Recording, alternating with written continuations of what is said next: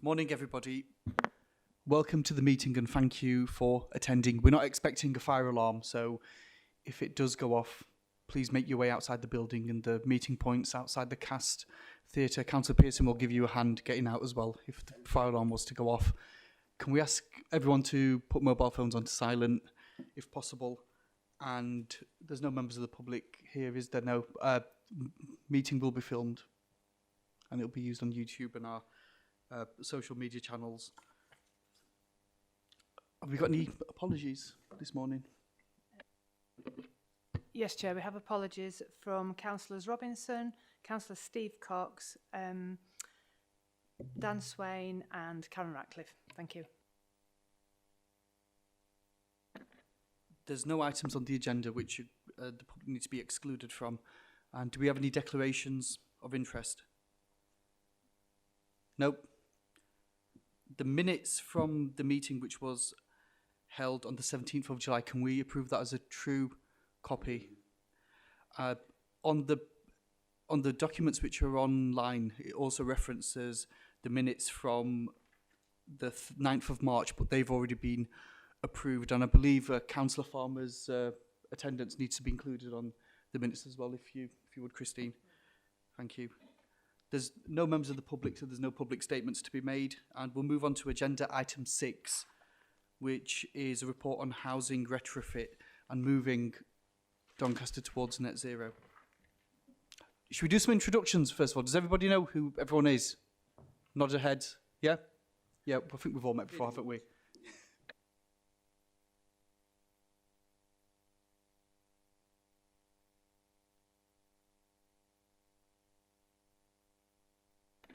Do you want to go ahead with the presentation, please? Thanks, Councillor Khan. Yes, my name is Richard Smith. I'm Head of Sustainability at City of Doncaster Council. I know colleagues have had a report on the progress that Doncaster Council is making in relation to retrofitting its own stock, its council-owned homes, as well as supporting retrofit measures being undertaken in privately owned homes. I just wanted to add a little bit more context and assist with a way of a presentation just to share some of the numbers and statistics and a little bit more context around some of the challenges and some of the successes that we have had.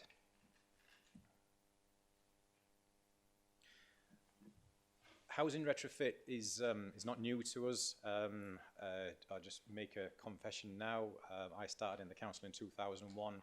It was my first job to start a home insulation and heating scheme for the private sector housing market to support homeowners, landlords, tenants to access grant funding to improve the insulation and heating performance in their homes. So this is a well-trodden path for me personally, so I'm pretty well versed in this. The various initiatives that we've operated in Doncaster, we've had some great success in attracting external funding and inward investment into Doncaster. And with the approach that we've taken to deliver this is not just been to access funding and then put some adverts out. We've taken both a reactive and a proactive approach to delivering housing retrofit in both its own stock and those that are privately owned. So in 2008, we introduced a neighbourhood-based approach to delivering housing retrofit and raising awareness and actually helping hand-holding households through the process of applying for grants and receiving works, as well as that relationship management with contractors to ensure that the works were undertaken to a high-quality standard and in a timely manner. So we've been operating that proactive approach where we've got neighbourhood sustainability officers actually knocking on doors, and they've been doing that now for 15 years, as well as doing other things around Doncaster. Just a little bit of context around what's happened with renewables. So rather than just insulation and heating, renewables is kind of a strong feature well, a strong part of the success story in Doncaster, in that when the government introduced a feed-in tariff, which was the incentive to generate and export electricity that's generated from roof-mounted solar, back in, I think introduced it in 2009, 2010. Doncaster residents responded well to that, and it's actually resulted in us being, I think it's third in the, or second in the Yorkshire and Humber region for the amount of rooftop and installed solar, only second to Leeds. Since the feed-in tariff closed, there has been a decline in interest, of course, because the feed-in tariff was produced a great business case for not only inward investment, so people, investors paying for solar on people's homes and taking the feed-in tariff, and the household taking some free electricity.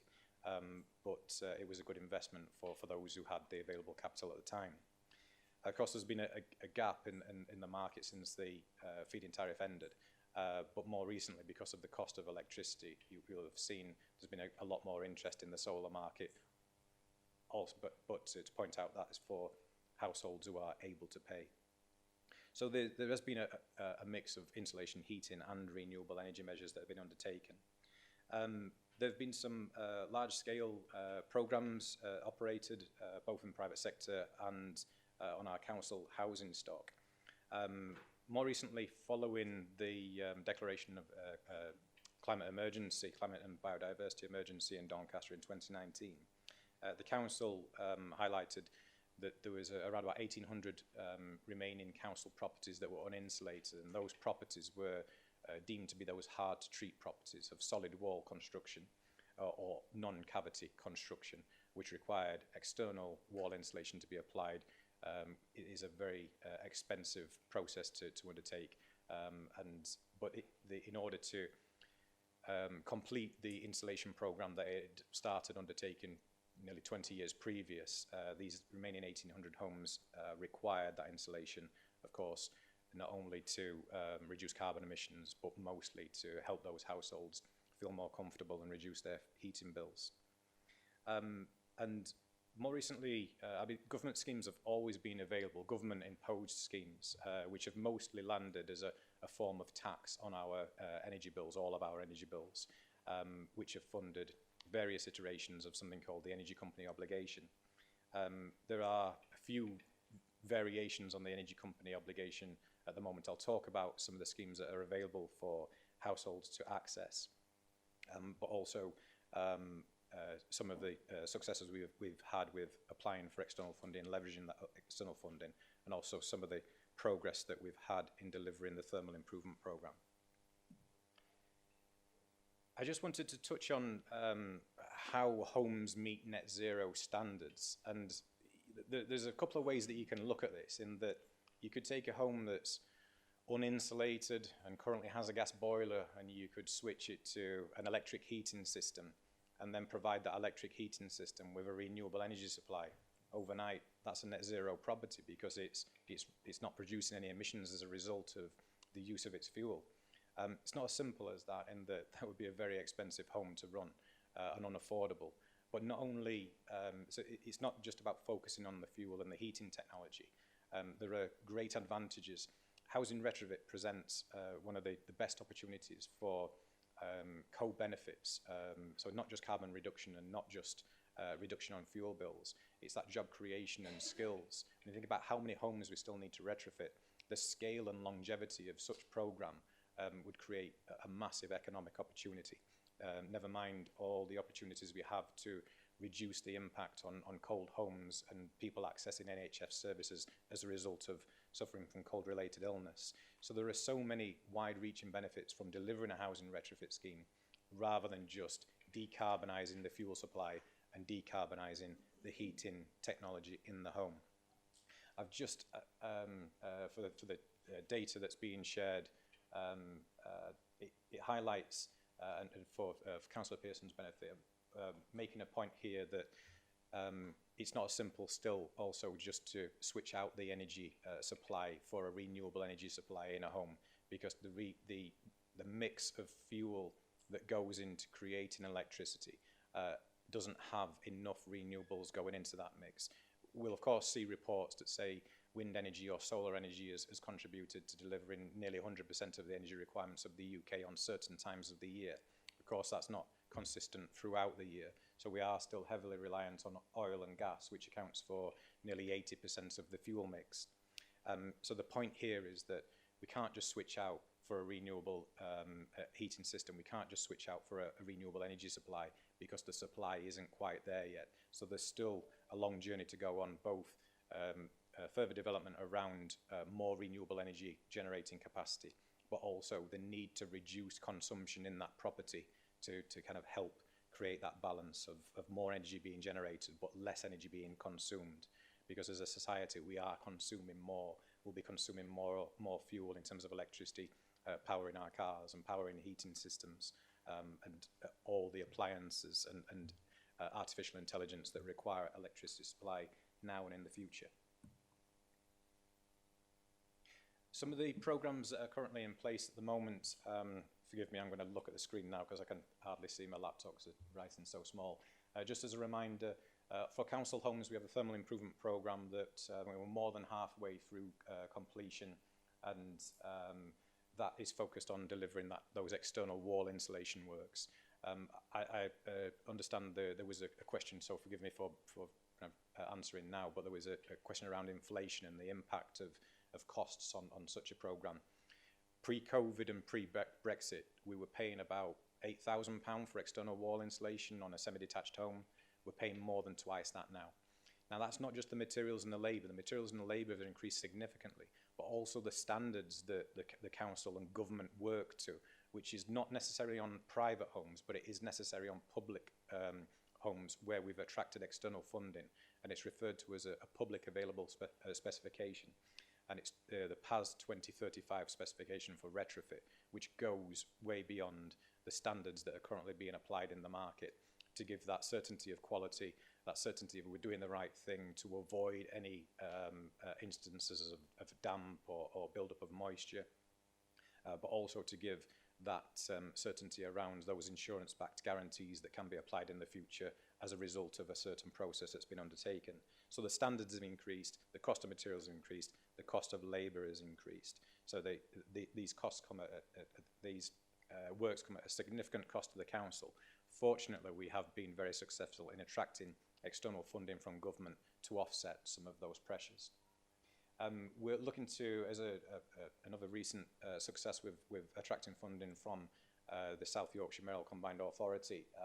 Part of that scheme will fund insulation works as part of the thermal improvement programme, but we're also taking an opportunity to look at 21 properties across the borough, which is a mix of tenancies, so single occupancy, large family, different archetypes, to apply floor insulation, wall insulation, loft insulation to a higher depth.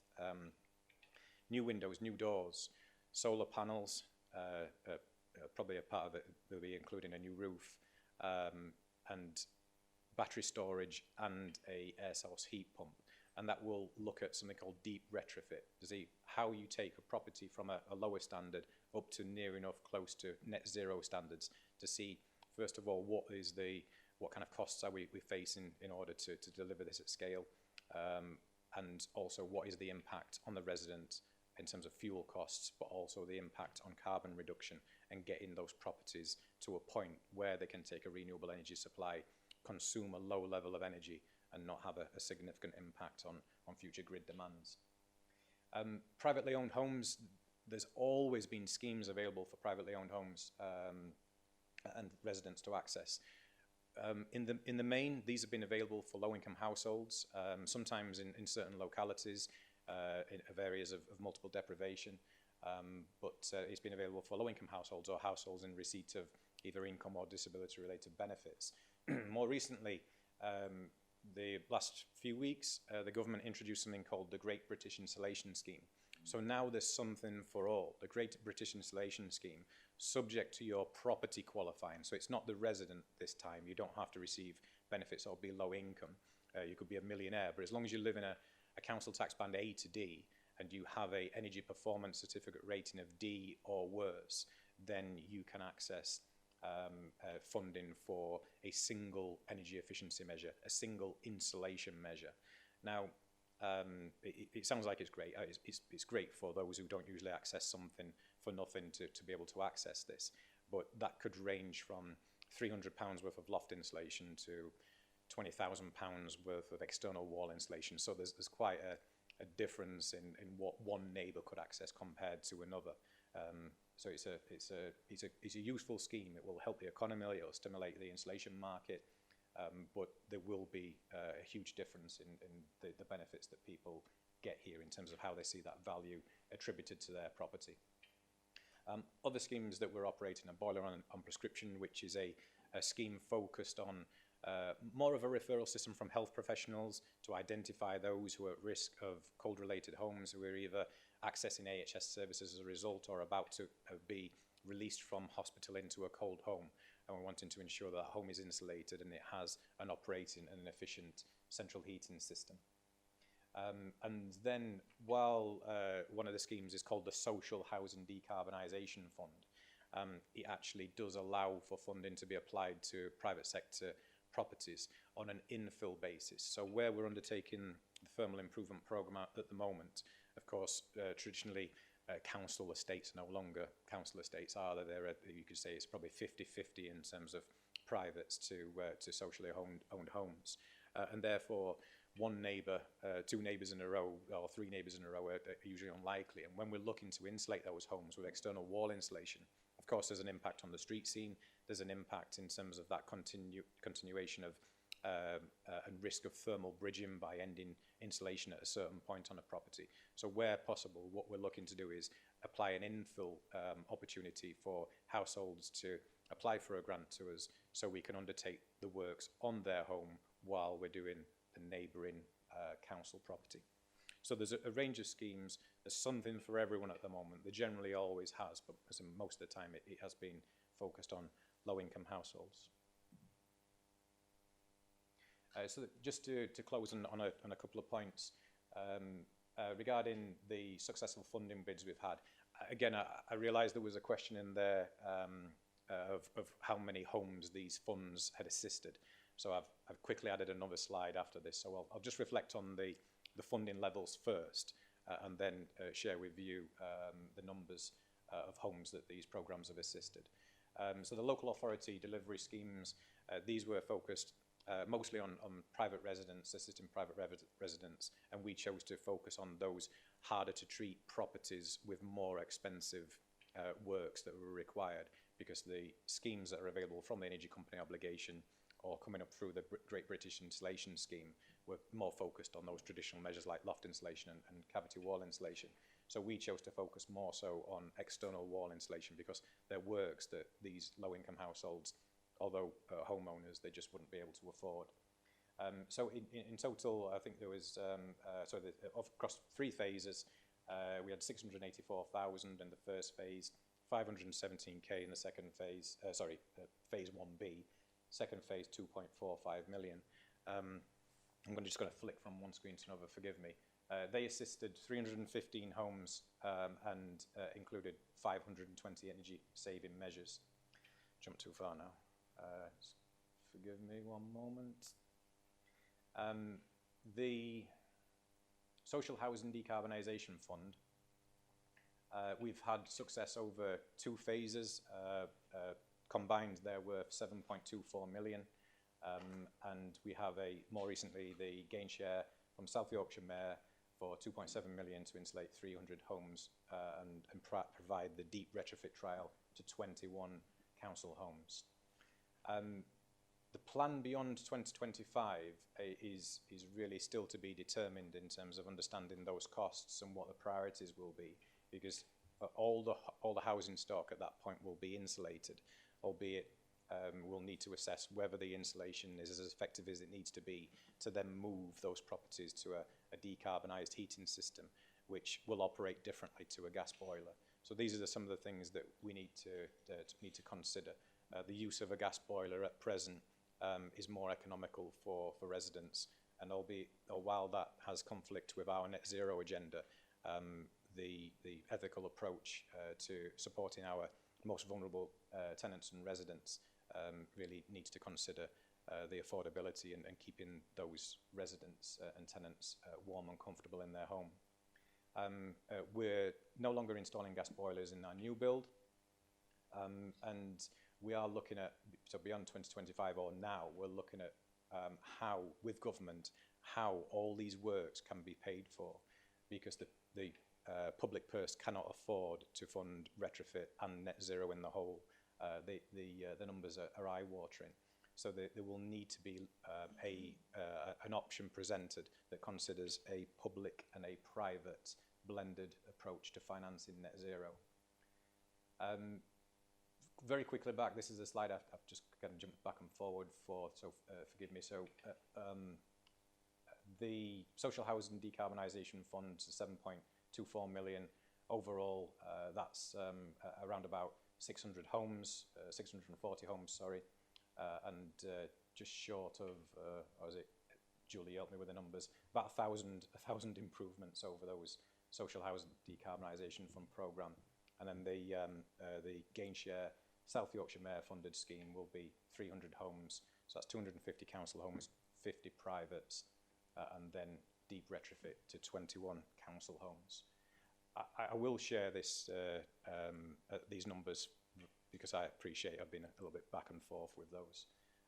Happy to take any questions or Chair to refer to the pre-prepared questions as well. Richard, thank you very much. Thanks for that.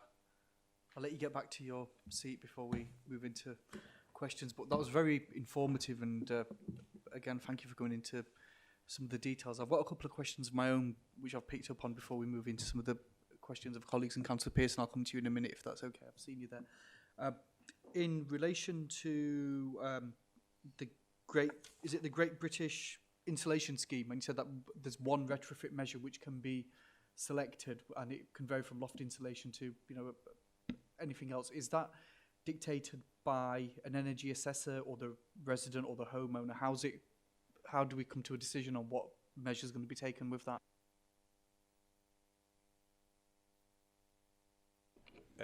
Yes, Chair. It will be determined by the surveyor and the funder. When an assessment is undertaken, generally you'll find that loft insulation is the most effective in terms of heat retention, and very, very close to that is wall insulation. So if you, as an example, if you took a property that was a solid wall home with 100 mil of loft insulation present and no wall insulation, I'm pretty sure the funder would choose to insulate the loft at a cost of a few £100 compared to insulating the walls at a cost of maybe £15,000 to £20,000, depending on the type of property. Thank you. My second question is just around national government in relation to, I know there's been a change in relation to vehicles and phasing out certain type of combustion engines. And is there also going to be the 2025 date? Do you think there's going to be slippage on that as well? Do we anticipate that's going to be moved forward, or is that a target that we've imposed on ourselves for 2025? In relation to vehicles, sorry? No, sorry. In the same way that the change date for vehicles has moved forward now, the date that we've got, 2025, has that been imposed on us by central government, or is it something that we've set as a target? And if it's a target which has been imposed by central government, do we anticipate there's going to be any slippage on that, which will give us more time then to formulate a plan? I believe the 2025, it relates to future home standards. So and it was part of, I think it was part of the 10-point plan in 2020 to stop installing gas boilers in new build home. So already the council have taken the decision to no longer install gas boilers in its new build.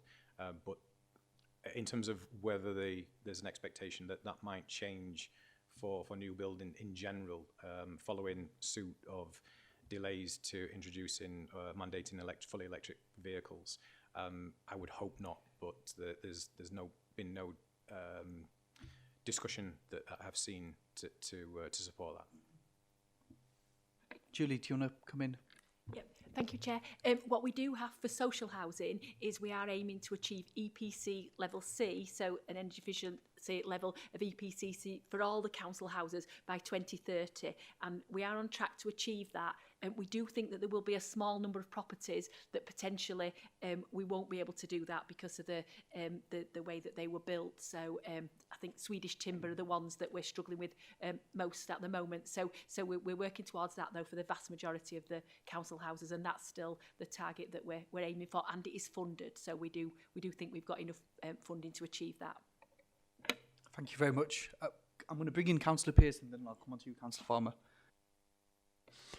Thank you very much, Chair. I take it it's working. I've got several questions. One of them is definitely about heat pumps, and the report out recently that was highly critical of the existing heat pumps and the fact that we're wandering off into green hydrogen and what have you, rather than concentrating on getting the new heat pumps for housing installed that actually work and can reach temperature. So that's one side of my concern about retrofit. I have another one on insulation and obviously the reports on fiberglass and polystyrene and other methods that we used in the 70s and 80s to start doing roof insulation that are now being considered as potentially irritants to the lungs and to the eyes, and how that might affect what we've already retrofitted. And my other question would be that a number of properties in Dennerby where I've been told work has previously been done, the local residents are adamant that they never actually had the work done.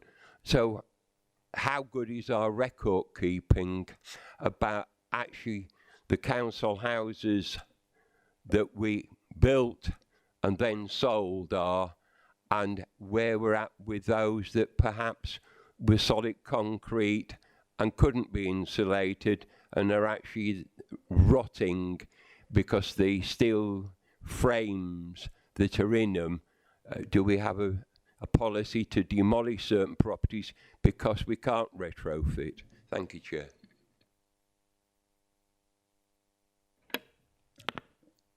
Who would like to tackle that? Thanks, Chair. I'll certainly start with the first question and look to colleagues to support the remaining two regarding materials and the construction type of existing or any sold properties. Regarding the debate over... Sorry, could you speak? Yeah.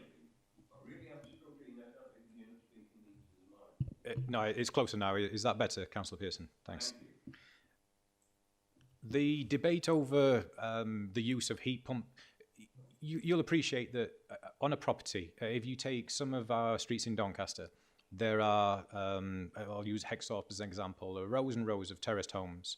If you were to face those terrace homes and look at the available wall space there is to hang a heat pump, you'll find very quickly that once you get beyond the front door and the living room window or kitchen window, that there isn't any wall space. Then you look on the first floor and there isn't any sufficient wall space to be able to hang a heat pump.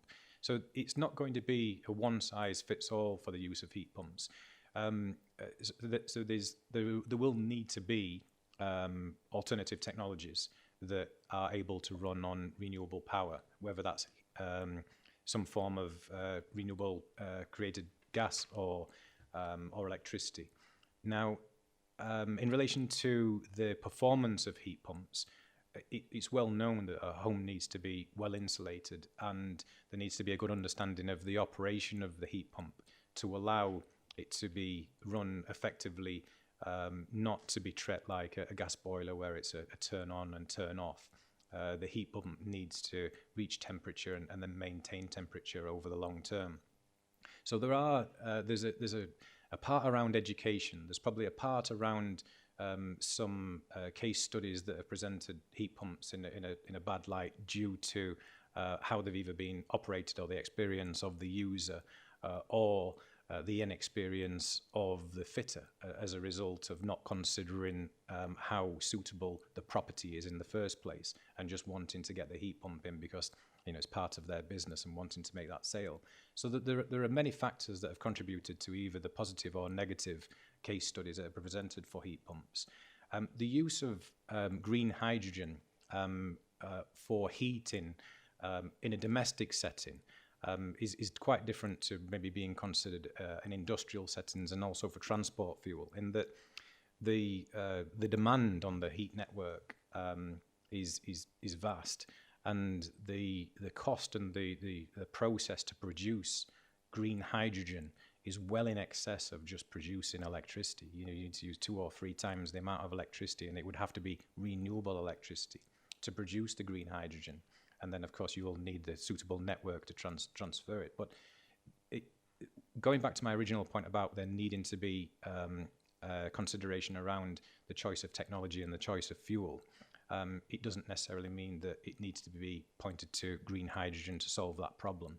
It's looking at alternative electric heating systems, such as maybe infrared heating, as well as heat pumps. So I think the trials and the case studies that are being undertaken are going to be quite helpful to point out which are most suitable, maybe for the type of tenancy, maybe for the archetype, the size of the property, the layout of the property, and so on.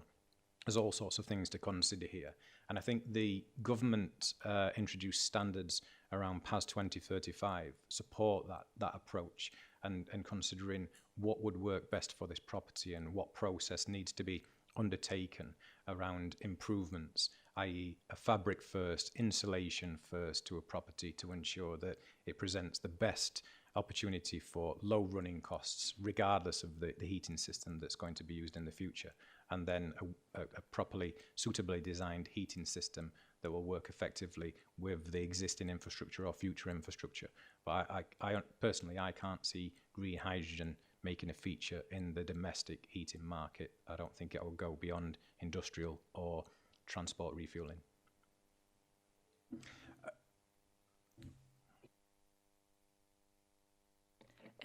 Thank you. In terms of properties that have been sold under right to buy, so properties that were previous council tenancies, it is the responsibility of the buyer at that time to get a survey on that property, and that should include the types of construction for that, and a number of the rules and regulations and sort of zero carbon and retrofitting have changed since people bought these properties. So that is their responsibility. Obviously, the houses that are owned by the council, they are our responsibility to get them up to the required energy efficiency standards. As Richard has said, there is no money to achieve net zero carbon. We don't have that within the housing revenue account to achieve that for council housing, and there's a lot of lobbying going on to say from all local authorities to say how are we expected to achieve this. The way housing is funded didn't take account of that. So there's a lot of work going on for that. And as I said, we are on track to meet EPCC for the vast majority of properties by 2030. There will be a handful because of the type of construction, and actually we do need to have a plan for those. And it may be that builds into a bigger regeneration scheme where some of those properties that were of a certain construction type, you know, the neighbouring ones that have been sold, as well as the ones that are owned by the council, might be part of that regeneration scheme. But that's very much, you know, we haven't really got any firm plans on that because we're still surveying all of the stock. But I'm sort of thinking of similar to the sort of Wheatley Howard's scheme, where there was 50 properties on that site, and almost half of them have been sold under right to buy. But you know, when that regeneration happened, it happened for the whole of that estate because of the construction type of those properties. So hopefully not very many of those schemes, because they are very expensive. One of Councillor Pearson's questions was around historical use of materials and irritants and such, and I'm sure as a local authority we carry out the correct health and safety assessments. So any properties that we have under our control, if there's any kind of materials which need to be removed or rectified, I'm sure we're doing that, and I'm sure you'll be in agreement with me that's what's going on, Julie. Yes, and we keep records for all the things that we're doing now. But as I said, building regulations have changed over time, and they've changed a lot, particularly since Grenfell. So you know, record keeping has improved since then. But whatever work was done at the time would have been done in accordance with those regulations that were in place at the time. Thank you. Councillor Farmer. Thank you, Roger. Right. I think, Richard, you answered the question with how many homes have been done during this period. So I'll change my question to, out of the 21, have the 21 been completed yet? And how have they been completed? Have the tenants been moved into transit while you had the complete building to yourselves to carry out the retrofit? And what feedback have you received? Thank you, Councillor Farmer. I'm afraid to say we've not started yet. The funding award was only on the 12th of September, so we're just going through the process at the moment of seeking approval to receive that funding. The properties will need to be identified from, as I mentioned, a range of different archetypes, so we can understand what the impact is on different construction and size of properties, and how the different tenancies also respond to the works once undertaken, around the operational efficiency, how electricity is being used in the property, how it's being drawn from the battery storage and how much is coming from the grid and so on. Appreciate the point around these are quite intrusive works and there's a lot of works to be undertaken on a property. So we'll be looking for willing participants in this case, and ideally not undertaking the works that require decanting people from their property. So that selection process will need to consider those things that you've raised as a concern. Of course, we want to do this with the least disruption to existing tenancies. So whether that means that we look for opportunities around voids, or we just look for those willing participants who we, following discussion and consultation, that won't result on any detriment to health, or whether that's mental health or physical health, in terms of the disruption of the works, because they are going to take at least a few weeks to undertake. There's quite a lot involved in that package. The only internal works that would be intrusive, of course, would be the floor insulation and the rewiring for battery storage and the solar panels. The vast majority of other works would be external, notwithstanding, of course, the windows and doors impact on both the external and the internal, but some of these works are what can be undertaken in just a day.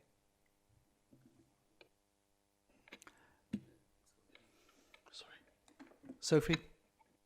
I have a question. I can see you have a program in place for private-owned home, like a Great Britain installation scheme and boiler on prescription. So how does a local resident can apply for this program, and where? Thank you, Councillor. First of all, the Great British Installation Scheme that launched, I believe, maybe 3-4 weeks ago, and it's a government-operated scheme, but the application is made to energy companies. In this case, it can be over the phone or online application form, and you have to share certain details, which particularly include the energy performance rating of your property, if that is known, if an energy performance certificate has been undertaken in your property within the last 10 years or so, in order to meet the qualifying criteria. From a council point of view, we're promoting this actively, so we're knocking on doors and telling people about it. We're doing letter drops in localities, and we're also, I think we're still waiting to get it out on the corporate comms, I believe, because we're wanting to tie the promotion in with some more fuel poverty related communications and winter warmth, because it's that time now where we're looking to identify to residents all the various services that they can access in the council. Of course, one of those will be to promote the access of the Great British Installation Scheme. The boiler on prescription scheme, we have opened up that more recently just to get more exposure to maybe households who've not come across health professionals, who are still at times poorly with cold-related illness as a result of living in a cold home, because not everybody is brought to the attention of health professionals and access those services. I guess they just carry on and battle on with poor health. But traditionally, we would receive a referral from a health professional who had visited a resident in their home and acknowledge the fact that it was a cold home, or being told that there was difficulty with operating the heating system, or it could have been completely broken. And that householder would then have an assessment. So whether they come to us as a self-referral or via a health professional, will undertake an assessment based on their the health concern that they have, which we would need to be verified by their general practitioner. But also we consider the amount of savings that people have. So if they have in excess of £5,000 savings, then they wouldn't qualify for a grant. But if they have less than £5,000 savings, then we would look to fully fund a new central heating system or replacement boiler, whatever's required, to ensure that they've got adequate heat. Thank you so much. Thank you. I wanted to talk about some of the challenges that we face in relation to retrofit, but I think you've covered that off in relation to the cost, which has gone up from £8,000 pre-COVID to currently £25,000 plus, and those kind of inflationary pressures. Other than that, what else do you imagine would be stumbling blocks for us to carry out the programme? Thank you, Chair. When we've been, the headlines of success of accessing the various external funding streams that we have comes with a very, very challenging part of delivery. And there are elements to that once you have the funding, is the labour available? Are the materials available? Are there willing participants in terms of residents? Because while we've been issuing grants of up to £20,000 for low-income households who own their own homes, in some cases those works can be refused. So it's not a certainty that you can initially identify a qualifying household and then they will actually want to receive those works. And there'll be various reasons why they don't want to proceed, and mainly will be disruption because some people just cannot handle this from a mental health or a physical health point of view. So there's all sorts of things to consider that you wouldn't necessarily consider when you think, have we got the money? Have we got the properties? Have we got the contractor lined up? And do they have access to all the materials that they need? So there are varying challenges, but it's when we've been looking at the large scale programs, we've been working as a council. We generally need to work with one provider.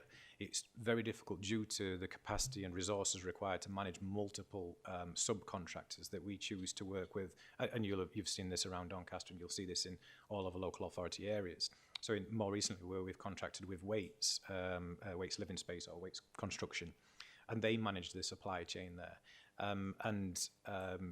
They are essentially fighting for the same supply chain that all other local authorities and housing providers are looking to deliver, or even those individuals who are looking to access that supply chain. So that there is competition out in the market as well, that when these funds are made available by government, it's fantastic, it's very welcome, but at the same time it's flooding the market with demand that wasn't there the day before at the scale that is being presented now. There are also contractors who are looking to win works and contracts who may be underpricing, and they're going out of business. So some of the likely faces that you would want to go to and expect to go to and to be tendering for those works are sometimes no longer there, and therefore again limiting that space in terms of who's available. Can they deliver these works on time? With all these funds that we've been able to attract into the council, they come with short deadlines for delivery. So it is a race to get the works done and consider, do we have the supply chain? Can we access the materials? Is the weather permitting these works that are being undertaken? Not just, do we have enough money? Thank you. Leads me on to my next question. Councillor Pearson, I'll come to you. There's a set of questions that we need to work through. Once we've got through those, I'll come to you if that's okay. Leads me on to my next question. It's around the mechanism of delivery of the works that we're going to do. And at the moment, as you've said, we're contracting out most of the installation work, I'm assuming. Bearing in mind that this is going to be a long-term project to get all our stock and the private sector stock insulated, wouldn't there be cost savings if we were to train up our own teams within the local authority or through St Ledger Homes, via apprenticeships, or even employing in the correctly qualified staff, and have our own team who would then go out and do our own installation work? And I mean, the assumption I would make is that we'd have cost savings on the cost of labour and profit margins, which other contractors are then charging, so we could deliver more and assure that the quality that we require is delivered because we'd be managing it ourselves. I'll make a start, Chair, in that I understand we do have our own labour within St Ledger Homes, but forgive if I'm speaking correctly, Julie, is that limited to heating works at the moment? if you could expand on that. Thanks. It's more around, I mean, thinking for the future. Is this something that we, it would, to me, it would make sense to do, bearing in mind the amount of work that we're going to have to undertake. It make sense for us as a local authority to have our own teams set up to go and do this. And even, if we set up as, JVs or, special vehicles with other organisations to do this, and we could even then contract out to the private sector, couldn't we? And deliver that works. And it's a revenue generating arm for St Leger Homes and the local authority as well. It's just an idea if you could expand upon. We try to deliver quite a lot of the work that we do ourselves. So our repair service deliver in the region of £12 million worth of capital work, as well as the day-to-day repairs. But they've traditionally stuck to sort of electrical joinery work, building work. So yes, we do need to look what the future work is in the capital programme and whether we can train people and build up our resources to do that. So yeah, well, I'll take that away and do some work on that. Councillor Farmer. Yeah, that's just expanding on Councillor Khan's question regarding training staff and whatnot, because this is going to be a long-term venture. We don't know what's, around the corner. We've got prospective general election next year, so things are going to change. And because getting this funding, because we've only got the funding at the moment just scratching the surface, haven't we? But again, I agree with Councillor Khan that we should be looking into investing in our own staff, like joint venture schemes and whatnot, and look at everything into that. So I'd be interested at the next meeting if you can bring me something, bring the panel something to discuss what we are looking into investing in our employees, and latching on to the apprenticeship schemes, what we've got. Because we, at the moment, the lack of capacity is dire, as you can agree. Thank you. Have you got any other questions, Councillor Farmer? Or Yeah. Are you aware of any new schemes on the horizon? What's coming through to address the capacity? Thanks, Councillor Farmer. There is, at the moment, government commissioned a study, a feasibility study, a business case to be produced by an organisation called 3CI, Climate Cities Commission for Climate Investment, and 3CI are working with the institutional investors to consider how can net zero and in particular housing retrofit be financed in the future, because we have intermittent short-term funds that are directed into it may be a particular locality or a particular demographic or property type or particular kind of energy efficiency measure, whether it be heat pumps or whether it be insulation. But in terms of the opportunity and the scale to create jobs and skills and that longevity, in Doncaster there's 100,000 homes. As I say, there's over 100,000 homes that would need that level of deep retrofit. So you're talking about more insulation, change of heating system, hopefully some on-site generation in terms of and storage in terms of solar. So the economic opportunity is massive, but it can't be funded by the public purse, and it's highly unlikely to be funded by individuals who are just looking for, let's say, green mortgages. This is what we're looking at in the future. Now, there was a concept that was trialled a number of years ago called the Green Deal.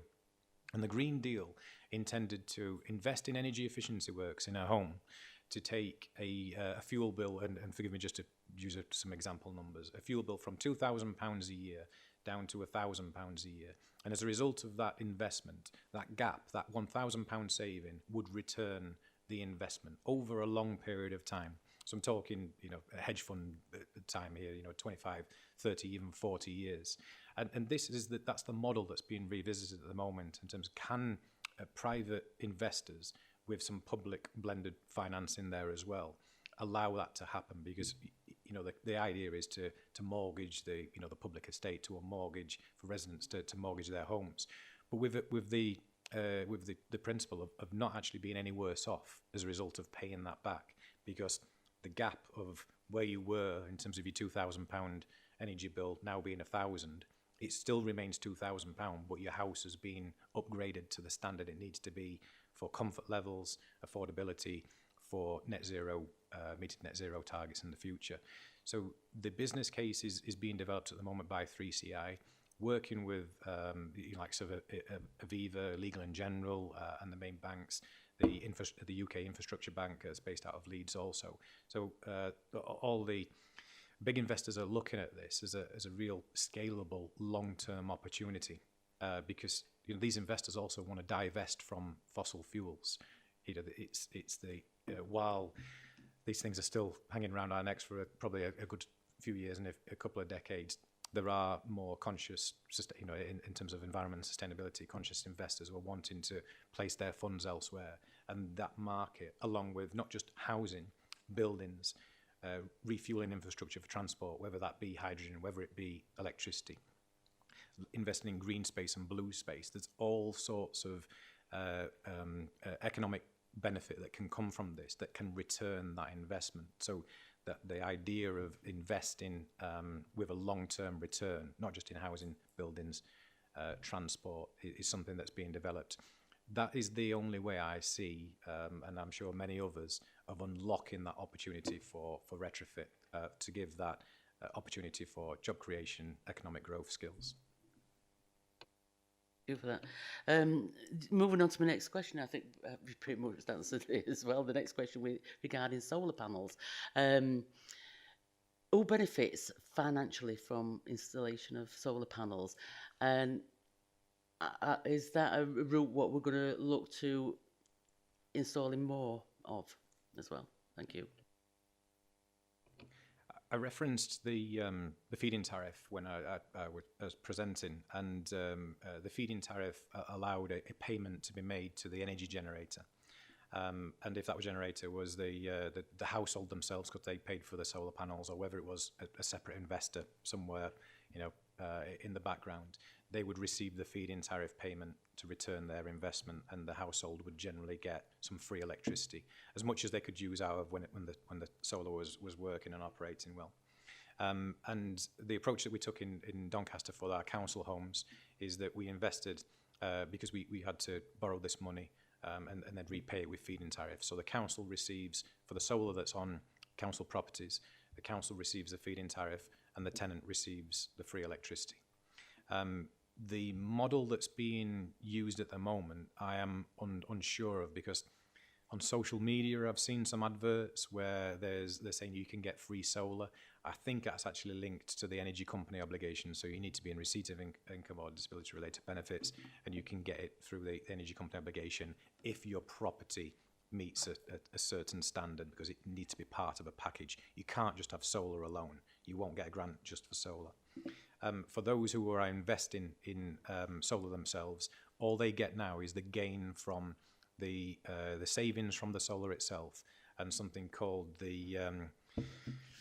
it's called an export guarantee. Forgive me, I can't remember the exact name of it, but you get a payment for the electricity that you export back to the grid as well, and that's paid by certain energy providers. So the feed-in tariff is no longer there, so we can't. At the moment, we don't have the funds to invest in solar at large scale, similar to what we're doing with the insulation program. In order to get your money back on solar, you need to be recharging now, because the feed-in tariff no longer exists. You would need to recharge the user of the energy generation, and there isn't a mechanism that's set up yet to allow that to happen, to give that certainty back to the investor.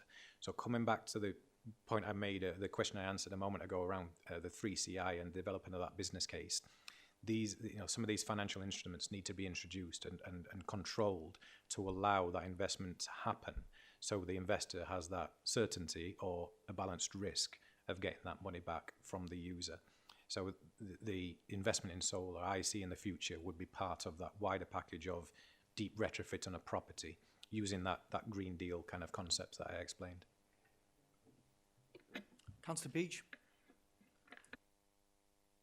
Yes, the air source heat pumps. I had a very in-depth conversation with the people who were fitting the leisure centre in Asken, and the outcome of which was that really, unless your house has full retrofit, including under your floor and everything like that, that they're not that efficient. You're lucky if you get about 30% of your heating needs in the winter time.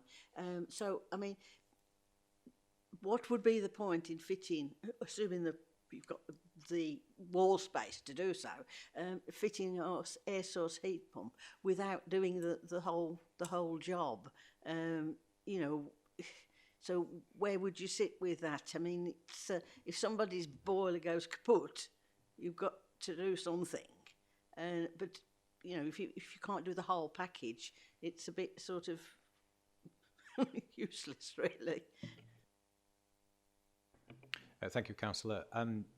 Yes, there is a government scheme available at the moment where you can access funding towards installing an air source heat pump, and you cannot access that funding unless your home is insulated, and because all you would be doing is setting yourself up for a much higher energy cost than you would experience previously, because while the heat pump is still working efficiently in terms of it works on something called a coefficient of performance. It gives you 3 times the amount of energy back than the single unit that you put in. So it would still operate like that, but it would operate for much longer, and it would be working harder in order to try and reach temperature in that property, because it responds to the thermostat. So if you've got a cold, leaky home, it's going to be on all day and all night trying to reach temperature. So you wouldn't do that. And I think that's why there needs to be a very balanced approach to ensuring that when, especially in the council stock, that we transition to a decarbonised heating fuel and technology, essentially an electric heated home that could either use infrared or it can use heat pump technology, that the home is best prepared to allow that to happen. I appreciate, though, in order to provide those best conditions, that you have to invest in your property in the first place. So most homes, in Doncaster have got cavity wall insulation, or there's many that have had solid wall insulation, still many that haven't. Most homes have got loft insulation, sometimes 100 millimetres of loft insulation, sometimes the recommended level of 300 millimetres of loft insulation. But there are other things to consider. Once your home is insulated, for those who had insulation undertaken, all of a sudden you get a draft and you think, where's that draft coming from? Is it because I've now got a leaky door, or is it because, well, I've got a well-insulated property, but is it insulated behind the skirting boards? So, the properties have been constructed at different times over the last 100 or so years with differing standards. So even though you insulate your walls and your loft and your floor and everything else, sometimes a draft comes and it prompts you to turn your heating on or turn your heating up. So there's part of getting the property right, but also having an appreciation and understanding of how that heating system will operate in your property and how best and how effectively to use it to avoid presenting yourself with higher fuel costs than are necessary. Councillor Noon. Thanks, Chair. You've answered a lot of my questions. I'll touch on, when will the authority cease fitting gas boilers? Thanks, Councillor Noon. A decision hasn't been taken on that yet, and I think from an equity point of view, from a social conscience point of view, is that it would be unfair at the moment to move to heat pumps. I mean, first of all, they're 3-4 times in fact, it's more like 4 or 5 times the cost of a gas boiler, because for those of us who think we can get a heat pump fitted for £8,000 or £9,000, it's just not correct. You're talking more 13, 14, even £15,000, depending on the size of the property. So there's a cost element there, but also in terms of the operational cost. Just coming back to the answer I gave to Councillor Beach around homes have been insulated, and from a council point of view, they've been quality controlled and they've been done well, but we want to be certain that they've been done well. We probably want to do some thermal imaging on a property to see, are there any cold spots, are there any leaks, because these are the things that are going to trigger people to turn the heating on and have incur more costs. But so first of all, there's no legislation at the moment, even though it's been referenced more recently in the government. There isn't a legislation to say that retrofitting of gas boilers has got an end date. It's been quoted as 2035, but it's not legislation. We need to have something that's driving that, but also having something that's going to support to make sure that properties are in the best condition they can be, ready to receive whatever technology we decide to move to next. It doesn't necessarily mean to be heat pumps. It probably needs to be some form of electric heating to allow in the future renewable energy supply to provide that in order to meet net zero standards and carbon reduction. But as yet, there's still a lot to consider about what's going to happen after the thermal improvement programme, what finances are available, what improvements are still required to the stock to make sure that when we do move away from gas boilers that we're best prepared to do so. Thank you. Following on, you've sort of answered it in the slideshow. So of the 21 current homes that we're going to be retrofitting, I'm going to ask how they're chosen, but you've explained that you're going to do a mixture of different houses, just for it's more like a trial to get some data, which is totally understandable. I was then going to ask why not do smaller retrofits to spread the costs. So I imagine it's going to be a lot of money to retrofit the 21, but you're getting the data for further down the line, so that's fine. How does Doncaster compare to the rest of South Yorkshire boroughs with a percentage of the whole house retrofit properties and funding? I'll answer the funding question first. The funding that we've levered in since 2020-21 financial year is £13.6 million into housing retrofit across social and private homes. That's more than the combined success across Sheffield, Barnsley and Rotherham. So we've been very active. We look to take every opportunity we can to levy in funding for housing retrofit schemes. How we compare on a deep retrofit level, there was a discussion more recently at Yorkshire and Humber. They said a climate commission a couple of years ago, and there are various things that are being looked at and researched and trying to design the best pathway for Yorkshire and Humber to move to net zero, including housing retrofit. And it's fair to say that everyone's kind of looking around at each other, wondering where are these demonstrator homes? You know, how many have been done, and can we learn from them? Most of them are in the social housing sector, where local authorities or social housing providers have been able to access grant funding in order to test a deep retrofit solution. In Doncaster, this will be these 21 homes for the council properties. This will be the first time we've tested deep retrofit. I'm sorry, I can't say for certain how many have been undertaken in Barnsley, Rotherham, and Sheffield. I do expect that they're undertaking similar tests, but also none of them were referenced from a Yorkshire and Humber point of view as having those known case studies for us to be able to observe and learn from.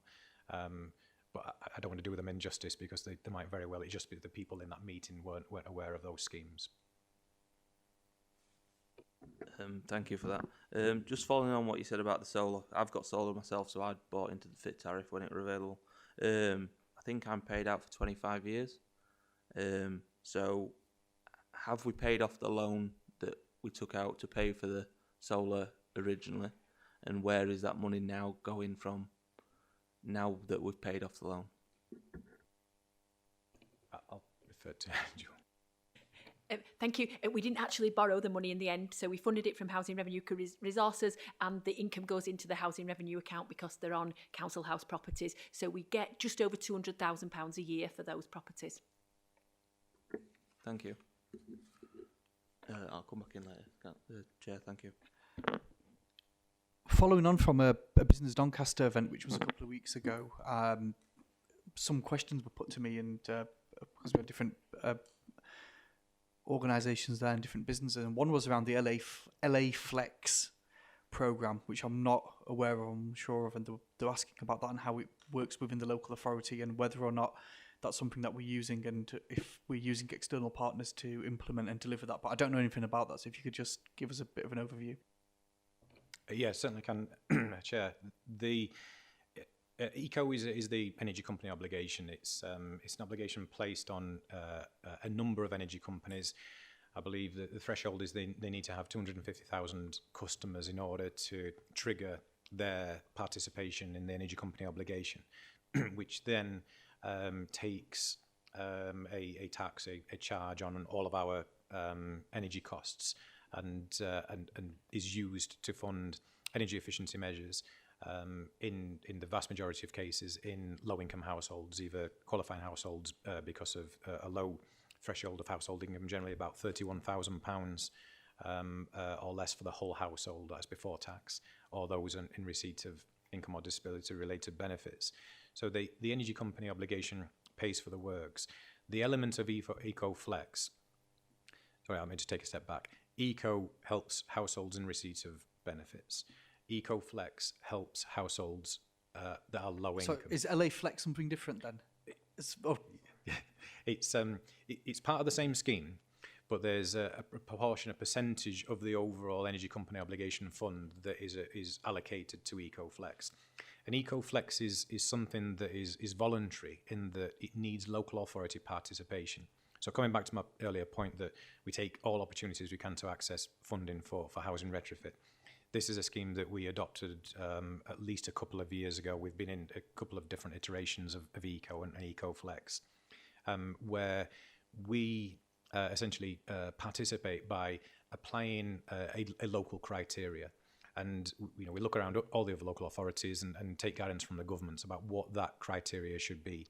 And there are a few ways, other than just being in receipt of benefit, that then you can qualify for a grant. So what we've done is we've been able to broaden that qualifying criteria to capture more residents being able to access funding. So that's the flex element of it. There are, across Eco and EcoFlex, there are over 35 contractors that are registered to work in Doncaster. Now, when I say registered, what we do is we want to know who's going to be approaching us, bringing tenants and residents that qualify for these grants to us, so we can verify that qualifying criteria. So we take a role working with those contractors. So we need to know who they are, which funder they're working for, so whether it's E.ON or British Gas or SSE, etc. And so we can verify who they are, that they're working to the correct standards and PAS standards that are required from the energy company obligation, but also the qualifying customers that they're bringing forward indeed qualify. So we take a role to verify that qualifying criteria. It's not something that's adopted by all local authorities. It is quite resource intensive, but like I say, we want to give as much opportunity for residents to access the funding that's available to them. So, in a nutshell, it's money which is set aside by the big energy companies. As a local authority, then we set a criteria locally that we want to see implemented. We then work with private sector contractors who were also tied in with those energy providers. And we then, do we authorise the work, or we approve the work in effect that's going to be done on those properties? Is that? Yes, you've got everything correct there. We authorise the qualifying criteria. That we collect evidence that the household meets the qualifying criteria. What happens after that is it's the energy company, the funder, that takes a judgment on releasing the funds for the works that are being proposed, whether that be loft insulation, floor insulation, wall insulation, solar panels and battery, heat pumps. There are some households in Doncaster, it's been a real success. They've accessed nearly £40,000 worth of grant where they've had a home that's been such a low energy performance standard to start with, maybe an F, that they've been able to access a heat pump, solar, wall insulation, loft insulation, floor insulation, the whole package for nothing. So we're not holding the money on behalf of the energy company. We just set the criteria, approve the works in effect, and then we let the contractors and the householders and the energy company get on with delivering. Okay, thank you. That answers that question. Thank you very much. Further on in your report as well, there's a lot of assumptions that we refer to, and what's given you the steer to make these assumptions? Bit of a vague question, I know, but if you could answer that. Yeah, no problem, Chair. I mentioned earlier, housing retrofit's one of the biggest opportunities to meet net zero, present all those co-benefits around health, skills, job creation, economic growth, personal finance, and so on. but the opportunity needs to be given some certainty. I mentioned that you can't just throw the money at it and everything else falls into play. But I suppose to a degree you could, but it needs to be long term. So once we've got those financial instruments that have been agreed, that have got the scalability and the longevity associated with them, it will give that certainty for the skills providers to train people up, for employers to take on more apprentices, for households to be clear about what the financial offer is to them. So there's and also for the manufacturers to get ready, because they know there's going to be a boom in something coming. So the assumptions that are being made are, I guess, on the basis that and risks are being highlighted, that if we continue as we are, we get one scheme coming in, or before that scheme finishes, there's another fund that's been released. Oh, there's the energy company funding that we need to bring into this. And how does it all blend together? At the moment, we're managing about half a dozen different funds that are cross-cutting over each other. So the risks are, as we continue to do that, and we only help the few, if we can agree a long-term mechanism that brings all those institutions together and gives them that certainty, that's where we'll start to realise something more and see the real potential and realise the potential that housing retrofit brings. So I think this section is called Risks and Assumptions. I think while they have been set out as assumptions, I think it's also highlighting what the risk is that we continue as we are. Thank you. Councillor Pearson, you had some questions. Thank you very much. Continuing in part from what you've just been discussing about the risk factoring, obviously political cycles and then backing down on targets doesn't help strategic planning. So as an authority, are we going to continue with our targets at the rate we plan to, rather than step back now the government are watering down their targets for ICE and other parts of that project? And as part of that, are we in talks with the educators in the area to be setting the curriculum of training so as we do have the employees that meet that requirement? And to follow that on, we've talked about saving money by manufacturing locally. I had involvement with something called the Black Country Consortium, which was all the local authorities, and they set up various things that were not just for one authority. Can we look at something like the Greater Yorkshire strategy? Because if we're building 1 million heat pumps, it's a lot more cost effective than manufacturing 500 or 600, and also it means that everybody in the area has the same standard. One of the problems that we faced when we started doing windows, and I think Hull had a similar problem, were that the window specification for quality and heat loss were different for every local authority.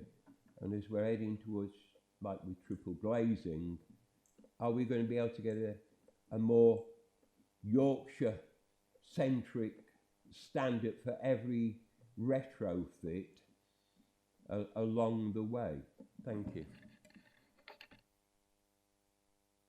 Thanks, Councillor Pearson. To address your first question around changes in dates and commitment made by the council around its net zero targets, I don't want to speak on behalf of the mayor, but as far as I know, there's been no change in response to the declarations been made by central government. We have a fleet replacement programme ourselves. The first 50 vehicles, electric vehicles, are in play. We've got just over 70 EV charging bays that are now ready to receive even more vehicles that are on order for 2025. So that fleet replacement programme has been set, and at this stage there's been no suggestion that will change. With regard to advances in green tech and our position around education sector and what the position could be maybe from a Yorkshire more so from a Yorkshire, I think what you're saying is, rather than Yorkshire and Humber. But the forthcoming University Technical College is going to be focused on green tech education, which is fantastic. That we are starting to see some businesses such as CPH2, who manufacture hydrogen electrolyzers. So, and we've just released, and while we, for many years we've been focused on bringing inward investment into Doncaster and businesses who can create, a high number of jobs, but well-paid jobs and jobs required in skills and education. There is a even greater focus on that as part of the environment and sustainability strategy. We're just at the moment recruiting a growth sector officer, a specialist who will kind of build on that work, working with inward investors, but also skills providers and existing businesses to help them to prepare and move towards identifying opportunities for green tech and how manufacturing is going to advance in terms of a sustainability and net zero perspective. Advanced manufacturing in South Yorkshire, of course, has been for a number of years growing its reputation. I understand the South Yorkshire Mayor is currently in the United States and lobbying for greater inward investment in advanced manufacturing that's made and produced in our region. So I think this is an area where the South Yorkshire Mayoral Combined Authority and the supporting local authorities can identify those great opportunities when the scalability and the longevity of net zero around building retrofit, the move to decarbonised transport and heat and housing retrofit can be realised. So there are some things that are just waiting for that finance to be unlocked in order to trigger those greater investments in jobs and manufacturing and skills in the region.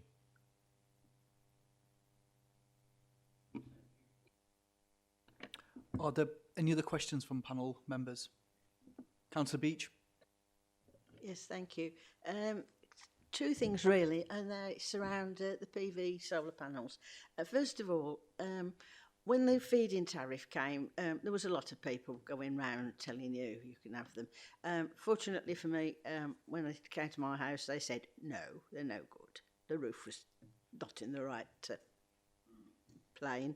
But a lot of people have had them fitted that they're really of little use because they're overshadowed by another property. But which brings me on to another thing. I've just been doing a bit of research the other night, and have we factored in the fact that these things have to be cleaned? The rain will clean a certain amount, but I mean, whilst one could see them being cleaned on a bungalow from down below with a, like you do a conservatory roof, when they're on a roof somewhere, sometime, it says, depending where you live and the atmosphere, but at least annually, they need to be cleaned. So you're going to have to think of a whole squad of people and a cherry picker or whatever to be able to go around, to be able to clean them. I mean, that has to be factored in when we think about putting these solar panels, along with the fact that there will be properties that it'll be absolutely no good at all. Thanks, Councillor Beach. You're right. There's, with any equipment, there comes a maintenance regime. There'll be some properties that are affected more than others in terms of shadowing, whether that's newly grown trees or since these systems were installed over 10 years ago when the boom really came.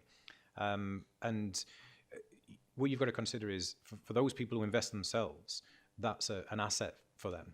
It's actually helping save money and reduce carbon emissions. So they've got an interest in maintaining their property and looking after that to best effect. From an investor point of view, for those who are knocking on doors and saying, we'll put these on for free and we'll take the feed-in tariff, again, it's their investment. So they should be interested in that maintenance regime to make sure that the panels are working as effectively as possible. The more energy those panels generate, either the more that the household saves, the more the investor gets paid. So there is, there's always a bit of a carrot here in terms of ensuring these are done. Of course, from our own asset point of view, we own these as well and also own buildings, and there needs to be an appropriate and is an appropriate maintenance regime in place to ensure that they're operating as effective as they can be. Is that all, Councillor Beach? Richard, thank you very much. Oh, sorry, Councillor Noon. Sorry, didn't see you. Thank you. You stated earlier that we've helped through the council that some of these homes have received up to £40,000 in grants. Could we not go to some of them houses to check for the data if they've had full retrofits?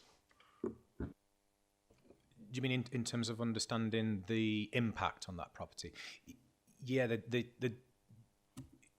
we could, yeah. Just as an example of council, what we'll be doing with the 21 properties is we're going to be doing a before and after measurement of internal temperatures, humidity, operating costs before the works, and then a full year after the works.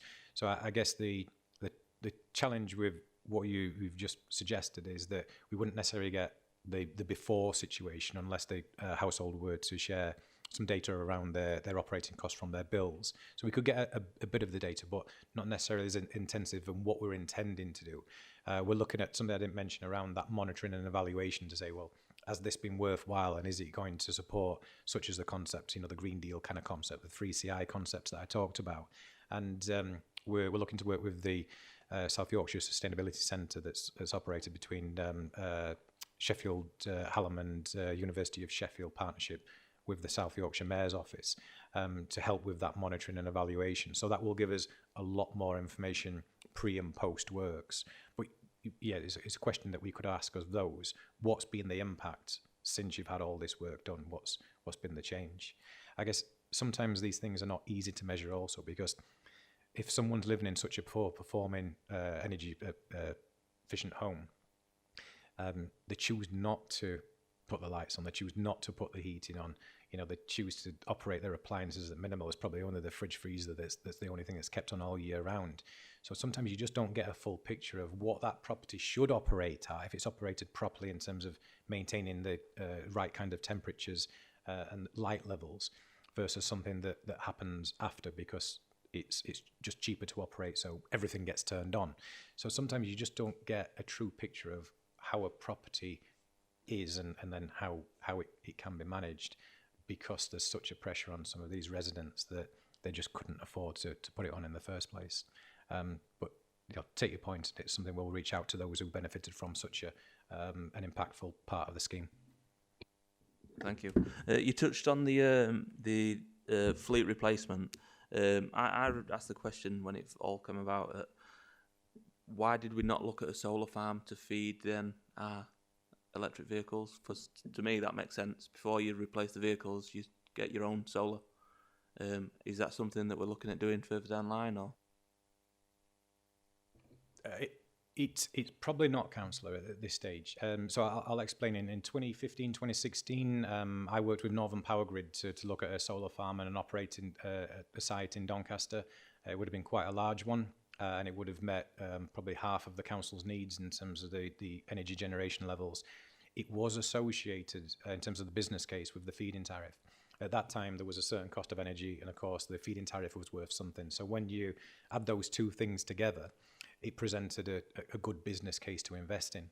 What happened was, when we applied to Northern Power Grid, they gave us a 2-year lead-in time for the reinforcement to the electricity infrastructure that was required in order to connect it to the grid, because we couldn't take it from that location in Doncaster into a council building. You take it into the network, and you have something called a power purchase agreement with your energy company and the network. So we the 2-year lead-in time would have it got to a point where the feed-in tariff was so low it wouldn't have paid back. It would have cost the council. Little did we know that we were paying at that point 10p for a kilowatt of electricity, and that we were going to be paying 39p 7-8 years later. We just didn't have that foresight. I don't think anybody knew that we were going to be in this position. If we had, it would have been a strong business case kind of back in our favour again. But it would have been using a piece of land that's now been designated more so for an employment zone that is likely to bring more investment into the area, i.e. Carcroft Common. So some things you done or not done sometimes for the right reasons, or it's just by chance. So in this case, it could end up being that that's more productive in terms of use of that land. What's happening in Doncaster at the moment, and has been for the last kind of 12, 18 months, is we've got over a gigawatt of solar farm planning applications. Just to put that into perspective, that could deliver about 85% renewable energy into all of the demand of Doncaster. That's industrial and domestic. There's a huge influx of solar farms. We've actually got a planning application coming in for the Tween Bridge area in Thorn. It's the largest in Europe. We've also got a proposal for the largest battery storage in the world at Fort Marsh Power Station site. But in addition to that, there's another half a dozen solar farms that are coming through the planning portal at the moment. There's a couple that have been approved. So what we're looking to do is potentially subject to the business case is, can we buy that power to provide renewable energy source generated in Doncaster, used in Doncaster? Thanks for that. Just safety, really. I can't remember the name of houses, but they were built, went mines and that was sunk. The concrete houses, do we have any rack in these houses, or do we know? There's no rack concrete in our council house stock. Richard, thank you very much. Very informative. Yeah, really interesting. Panel, can we please note the report and the discussion that's taken place today? Yeah. Chris, can we also note Councillor Mountie's apologies as well? And we're going to take a 5-minute break, panel, if that's okay.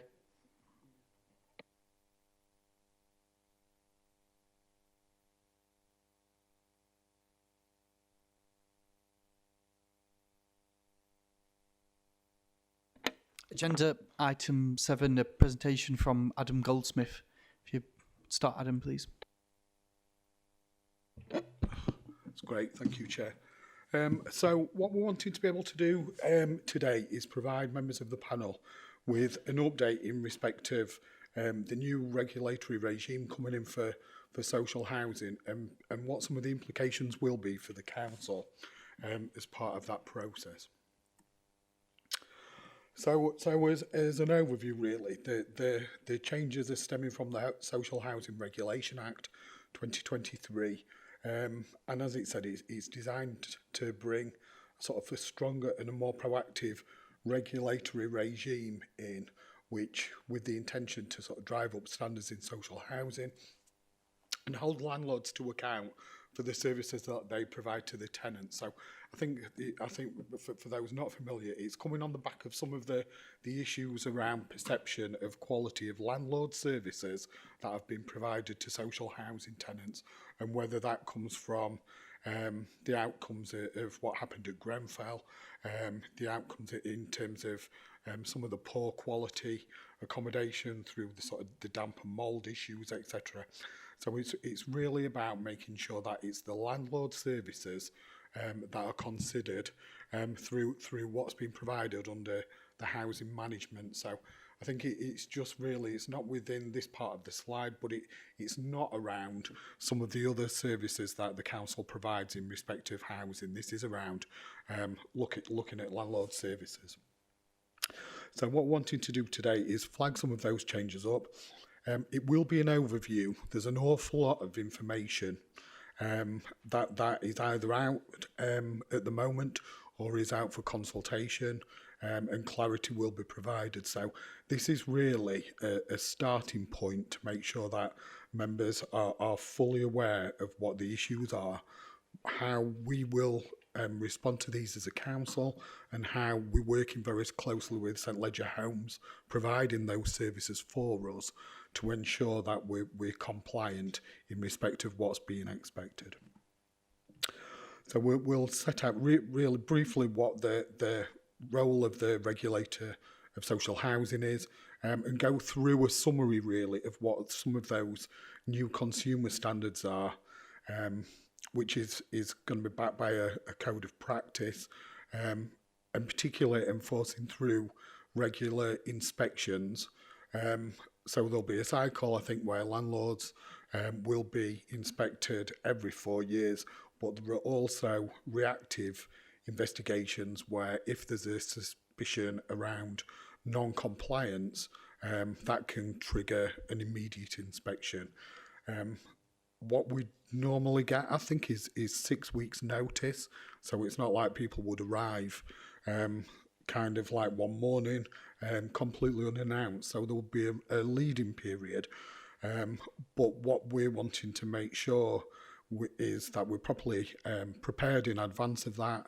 We don't want any kind of fines for the organisation, and certainly from a kind of reputation perspective, I think it'd be really, really negative. So we're working very closely to ensure that we've prepared as much as we can in advance of this process, which will start in 24-25.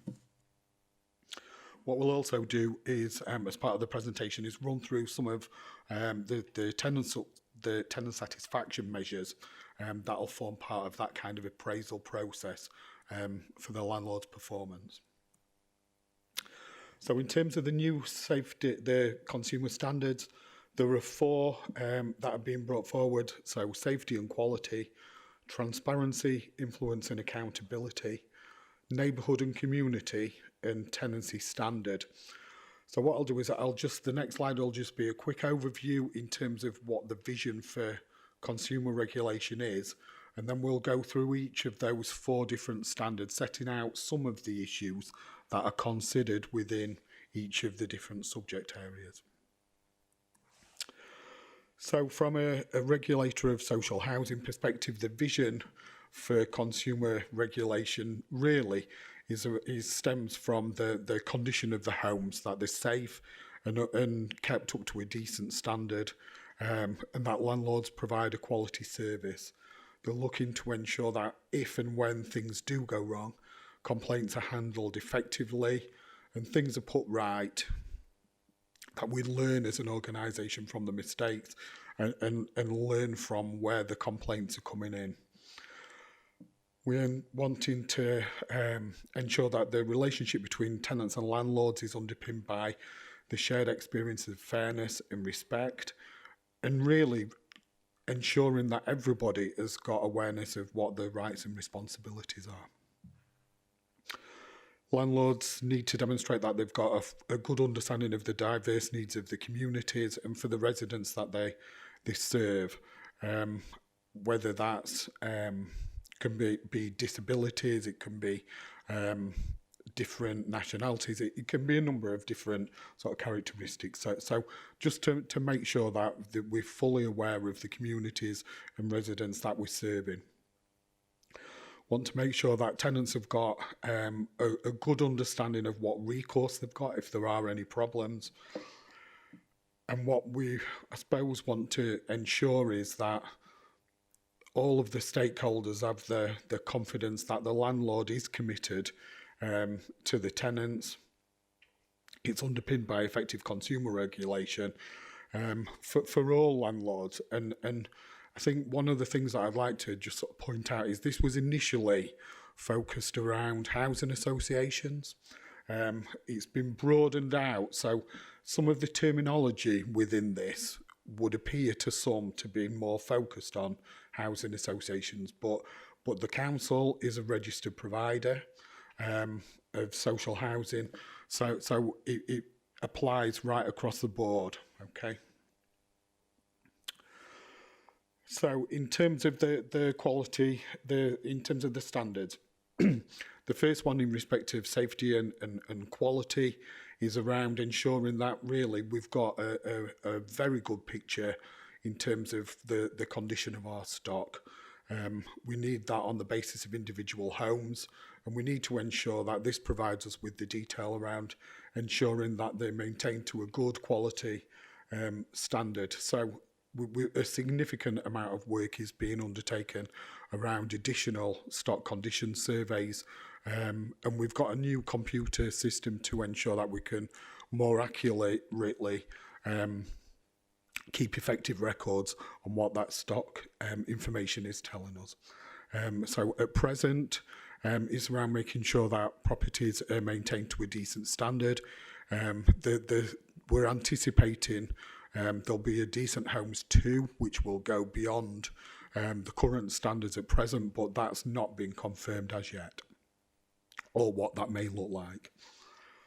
From a health and safety perspective, there's an awful lot in terms of ensuring that the properties are safe and well maintained, and we've got appropriate records to support that, whether that's it could be gas certificates, electrical safety certificates on higher rise buildings, for example.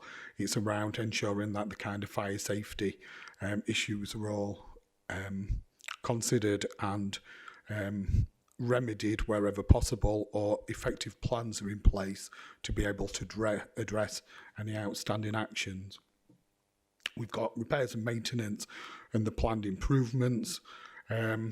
It's more around kind of looking at and ensuring that we've got good communication processes in place and looking at outcomes for residents rather than just ensuring that repairs are scheduled in. As I say, there's a number of different actions under this. What I would say is the adaptation section here. So adaptations is currently undertaken by the council rather than St Leger Homes. So St Leger will be responsible for some of these standards, and the council will have responsibility for others. There's a standard around transparency, influence and accountability.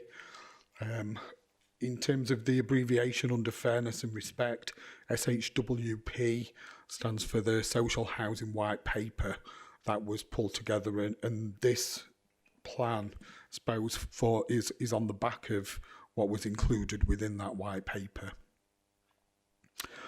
So what we need to be able to do is make sure that diverse needs are considered appropriately. We've got accessibility of information in terms of communication, etc. There's a lot of emphasis placed on tenant involvement moving forward and consultation. There's various strands of work that certainly St Leger have engaged in around the tenant's voice and ensuring that there's appropriate forums to listen to tenants' views, whether that's in the development of sort of strategies and policies or under the review of ongoing services. And I think the tenant engagement is something that we'll be focusing on moving forward with quite a degree of importance.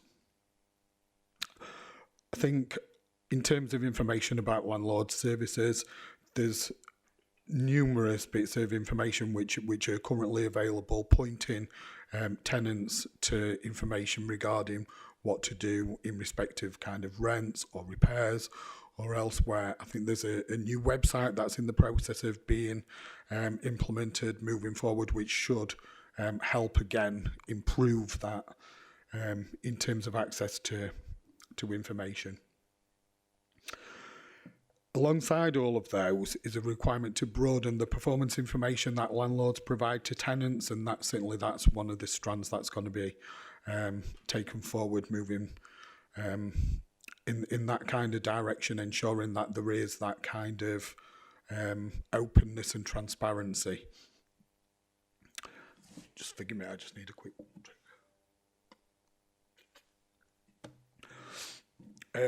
there's a lot of information, prominence going to be placed on addressing complaints, and I think that's one of the, from the feedback that we've had from the regulator of social housing moving forward, complaints and the timeliness of how they're handled is going to be one of the major things that's looked at moving forward. Now, the self-referral, so I think it's ensuring that there's an awareness within the council and St Leger Homes in terms of what expectations are around the standards. If there's potentially some kind of issue where we understand and we believe that we've fallen short of what's expected, we can, or there's an expectation that we could approach the regulator ourselves to make sure that they're aware of what the issue is, and I think it's around kind of self-awareness as a landlord as well. In terms of the neighbourhood community, it's around consideration of the maintenance of shared spaces. So it's around the kind of neighbourhood and the community rather than just saying who is responsible necessarily for a certain small piece of either grass or land. And ensuring that it's well maintained for the benefit of residents and tenants. In terms of the area around local cooperation, again, ensuring that the views of tenants as well as kind of residents are considered as part of that kind of process. There's also requirements around safer neighbourhoods, particularly in respect of antisocial behaviour, how we actually tackle that and how we deter that moving forward. And in terms of domestic abuse, I think it's something that as a council and certainly St Ledger has been keen to focus on previously and ensure that appropriate support is available, but that's another under that kind of standard. Finally, the tenancy standard. So the intention is that in respect of the allocations or the lettings process, it's going to be more focused towards the tenant, ensuring that stock is used appropriately. That could particularly be around adapted housing, just to make sure really that we're making the best use of homes. There's a greater expectation moving forward regarding support to tenants to maintain the tenancy. If that's not appropriate, ensuring that appropriate advice is in place. There's no changes within the sort of the tenure, but at some point in future there could be some which would be subject to a new direction. And then there's a section around alternative through mutual exchanges. And with landlords providing support to enable residents to do that successfully as appropriate. So I think in terms of the standards, there's an awful lot of work that we actually do already that contributes towards these. What we are in the process of doing is considering if there are any gaps and where there are gaps, ensuring that we've got plans and proposals to be able to address those. In terms of next steps, the measures have been out to consultation for some time. What we're in the process of waiting for, I suppose, is the kind of any changes that are coming forward as part of that kind of recommendation. The published standards should be out in February 23, and then from April, the regulation begins. So there's a very tight time scale, which is why we've started to undertake the work well in advance.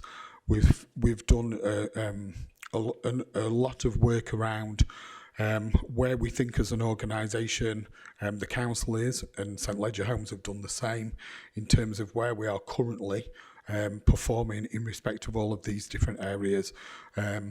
There's work being done by organisations such as the councils with Almo Group, the National Federation of Almos, looking at what measures and provisions should be in place. And we've undertaken a self-assessment, considering an initial one, looking at where we are with those. What I'll move on to now is the tenant satisfaction measures.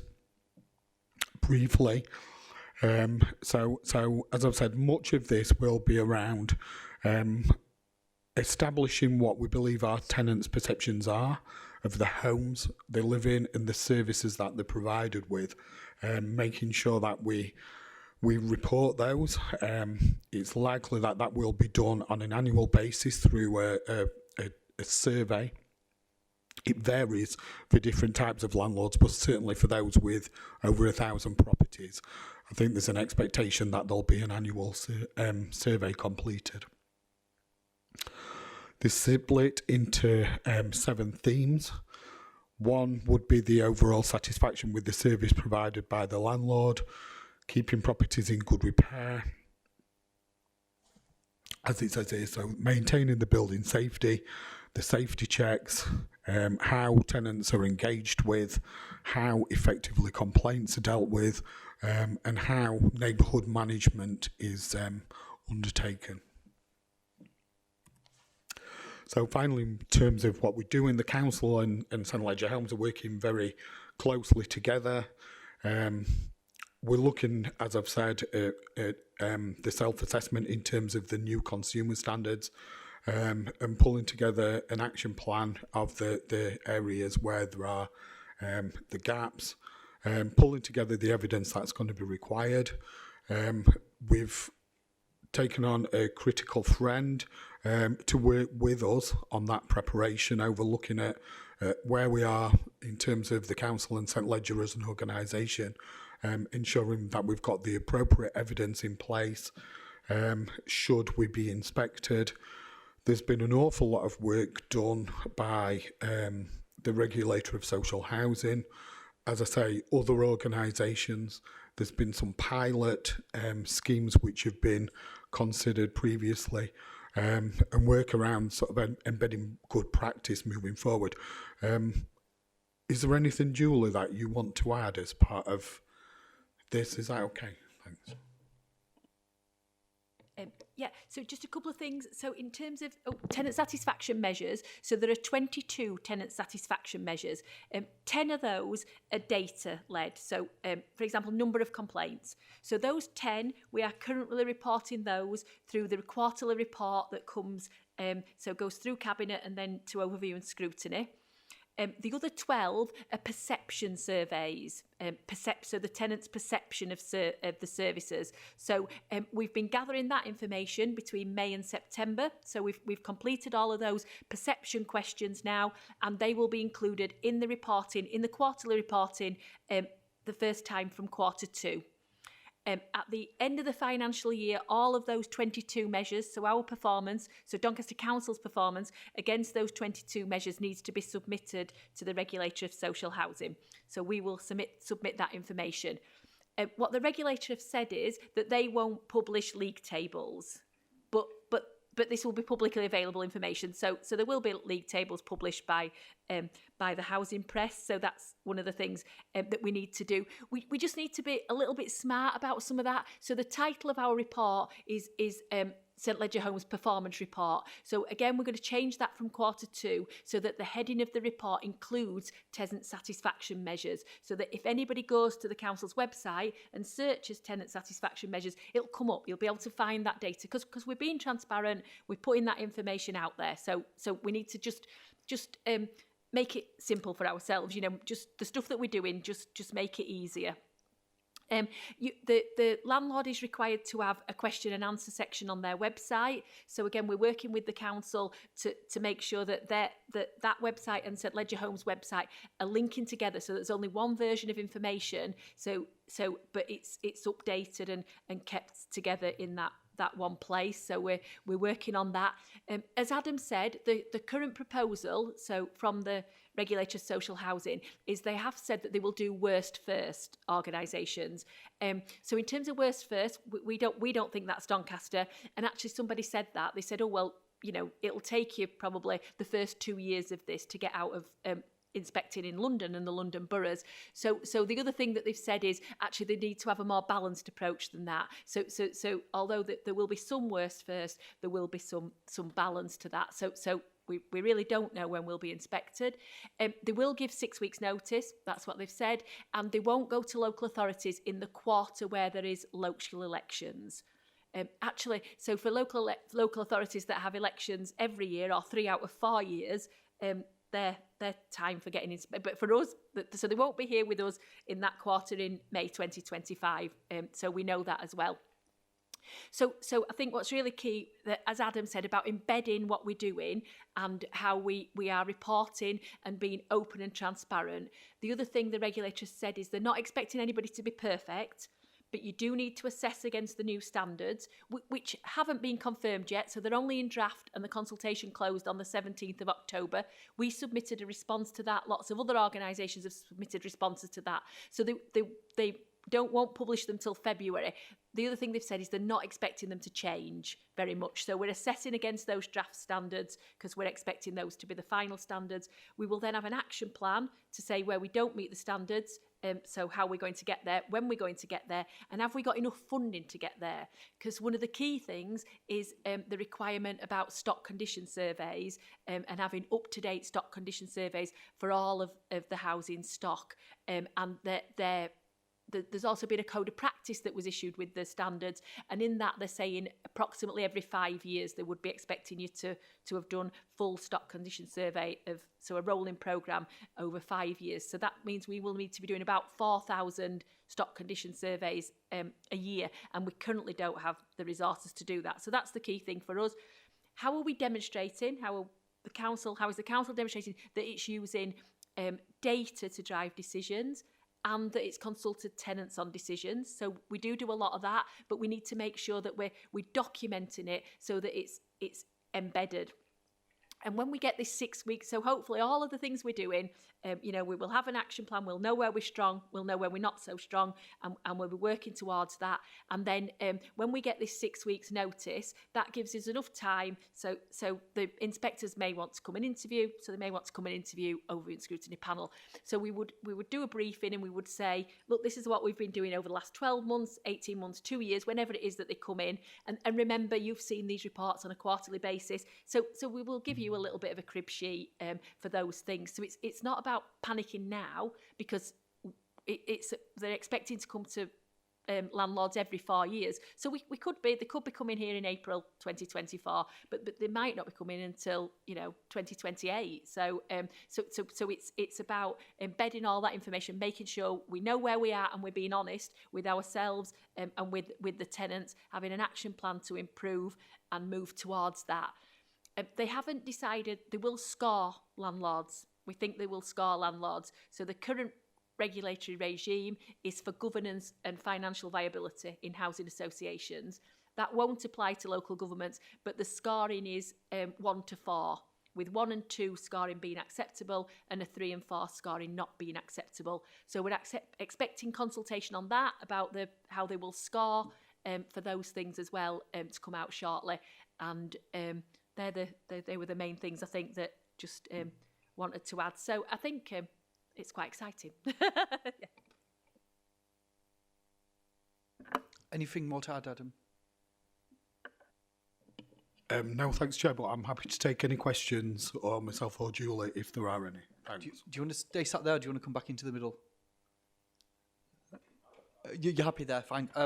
I'll come to you in a second, Councillor Pearson and Councillor Beach. I've got a question around the new regulatory framework and the fees which are going to be associated. So we're estimating between 140 and 160,000 pounds in regulatory fees now. The consultation period, you say it's already finished, and we've already given representations, but I'd hope that it'd be some kind of a sliding scale depending upon performance of the landlord on how they're going to be charged out. And are these costs going to be passed on to tenants in effect? Thank you, Chair.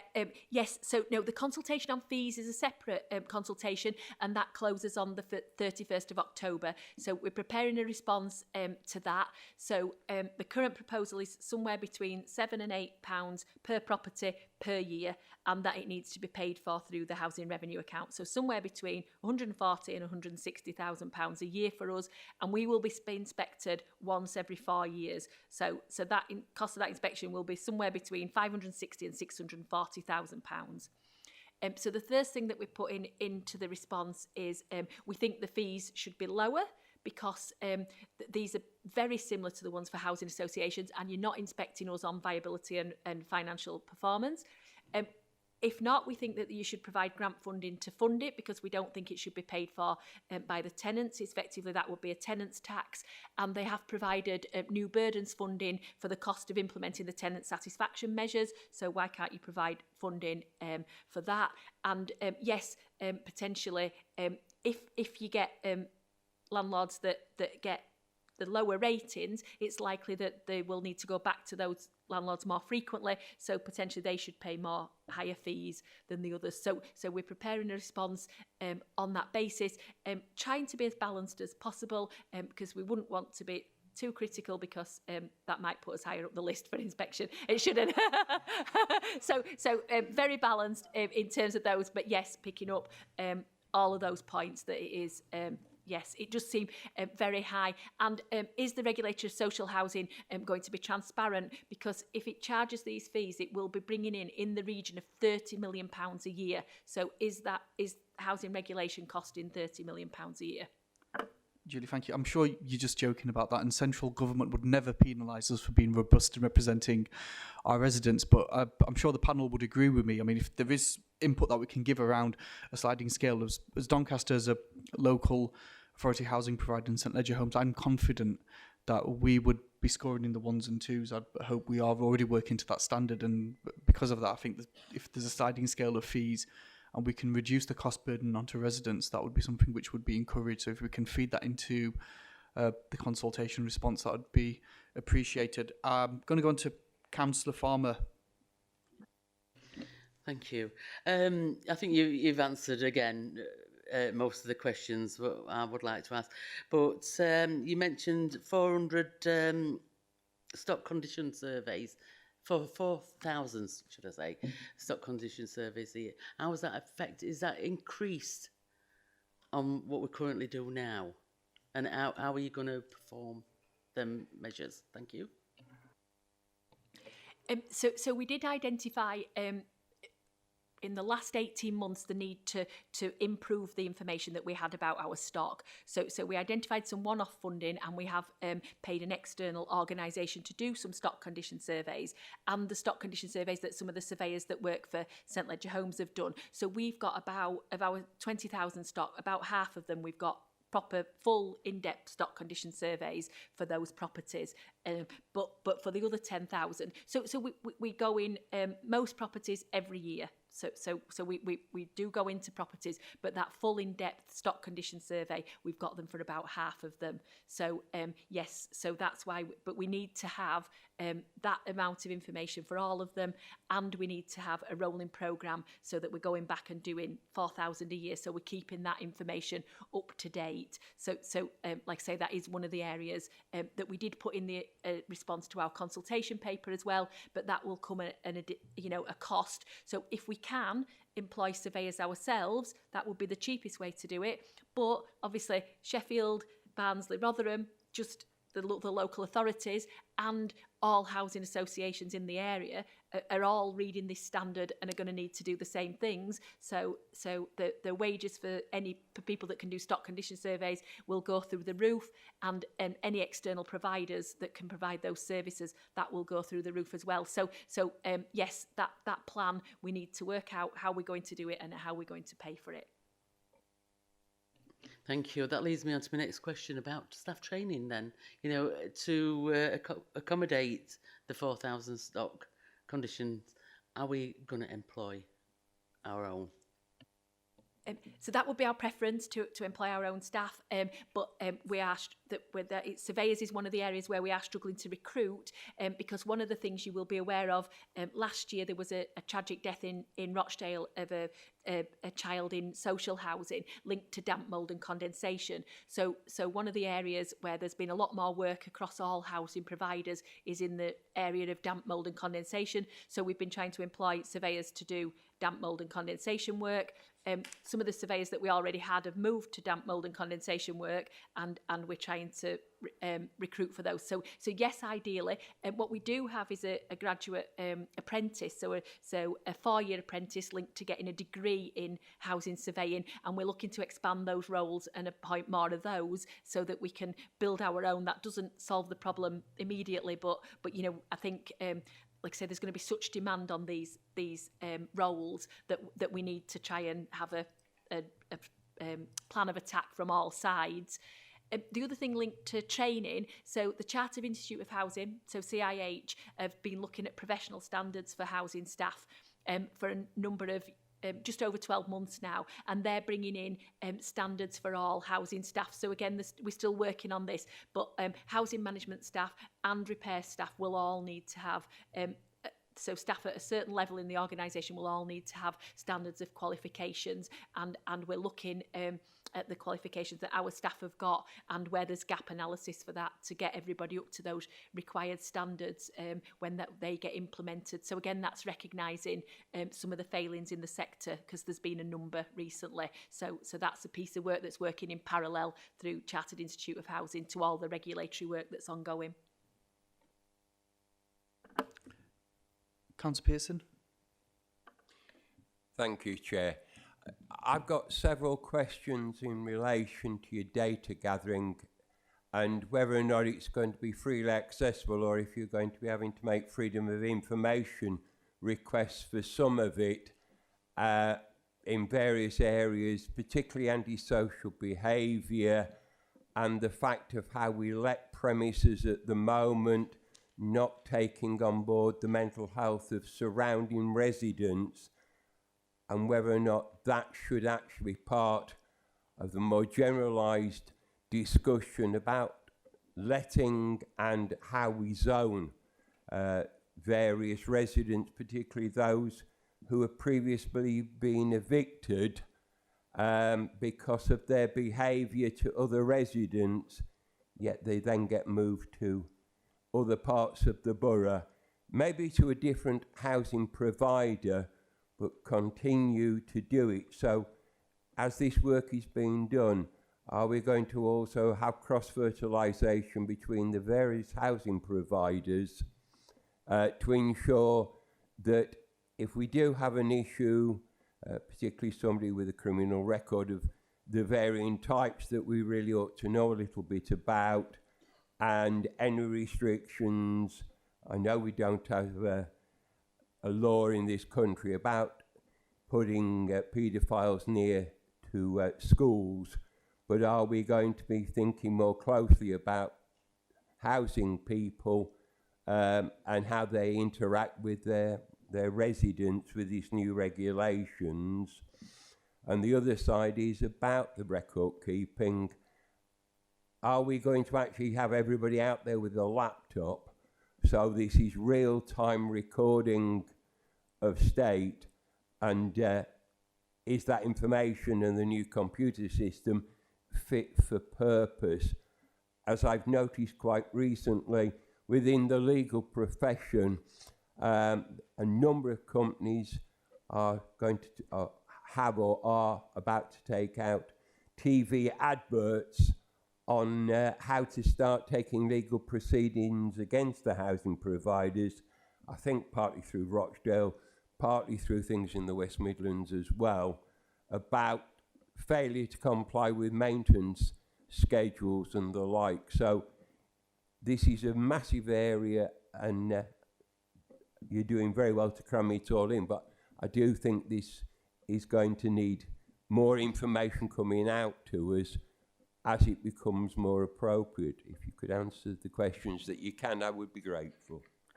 I'd just like to add, I mean, I'm sure we all know, and you as a magistrate as well, you understand that once a criminal conviction's spent, then I'm sure we treat that in a much different way, accepting serious crime.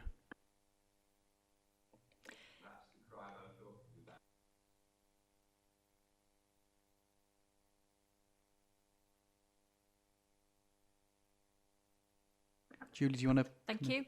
Yeah, so the council has an allocations policy, and that was approved. An updated policy was approved earlier this year by Cabinet. So we do follow that and set out all the criteria in that policy. And when we get new tenants, they are on an introductory tenancy for the first period of their tenancy. So it does make it easier for if we need to, for us to manage that tenancy and potentially evict.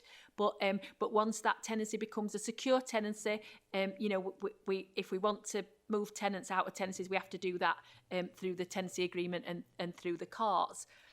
So it is quite difficult, and some of the people are entitled to places to live. So we work with those and other partners. We do have really close working arrangements with all partners in terms of police and social services and probation and other council services. But yes, we work as closely as we can with all of those agencies. But we follow the allocations policy that's been approved wherever possible. terms of data, so we hold property data, and we are in the process of updating that. And what we do want to make available to all tenants is the data about their property. So we're not in a position to do this yet, but we want to be able to, so that you will be able to look as a tenant at the data for your property, so you'll know when you had your gas service done, when you had your last electrical certificate, if you're in a high-rise flat, information about fire safety and things like that. So that's on our list of things to do. We're not there yet. We also collect data about tenants, and a piece of work that we're doing at the moment is to look at the gap in that information. So we should know how many tenants we've got. So that's not the same as the number of houses. So if we've got 20,000 houses and 15,000 of them are single tenants and 5,000 are joint tenants, so that's effectively 25,000 tenants. And for all of those tenants, we should either have certain pieces of key data, or they should have told us that they prefer not to say. So the information we have, we should know how many we've got data for and how many we want to fill the gap for. And we're in the process as well of completing all that analysis of that data. And then we want to keep it up to date. So part of that will be as contact with us. So if people contact us, so if you ring us on a Monday, we may ask you if you're prepared to verify some of your data.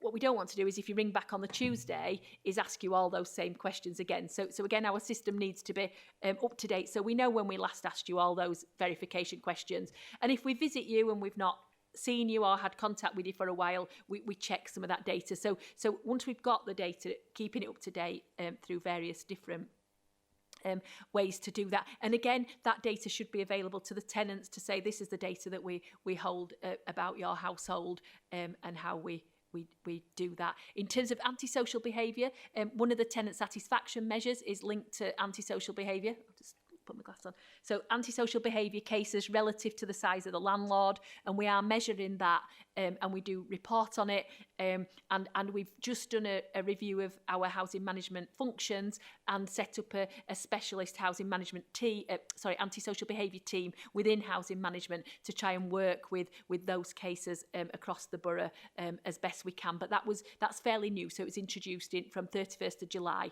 so we're just starting to see. They hopefully see the impact of that. Councillor Beach.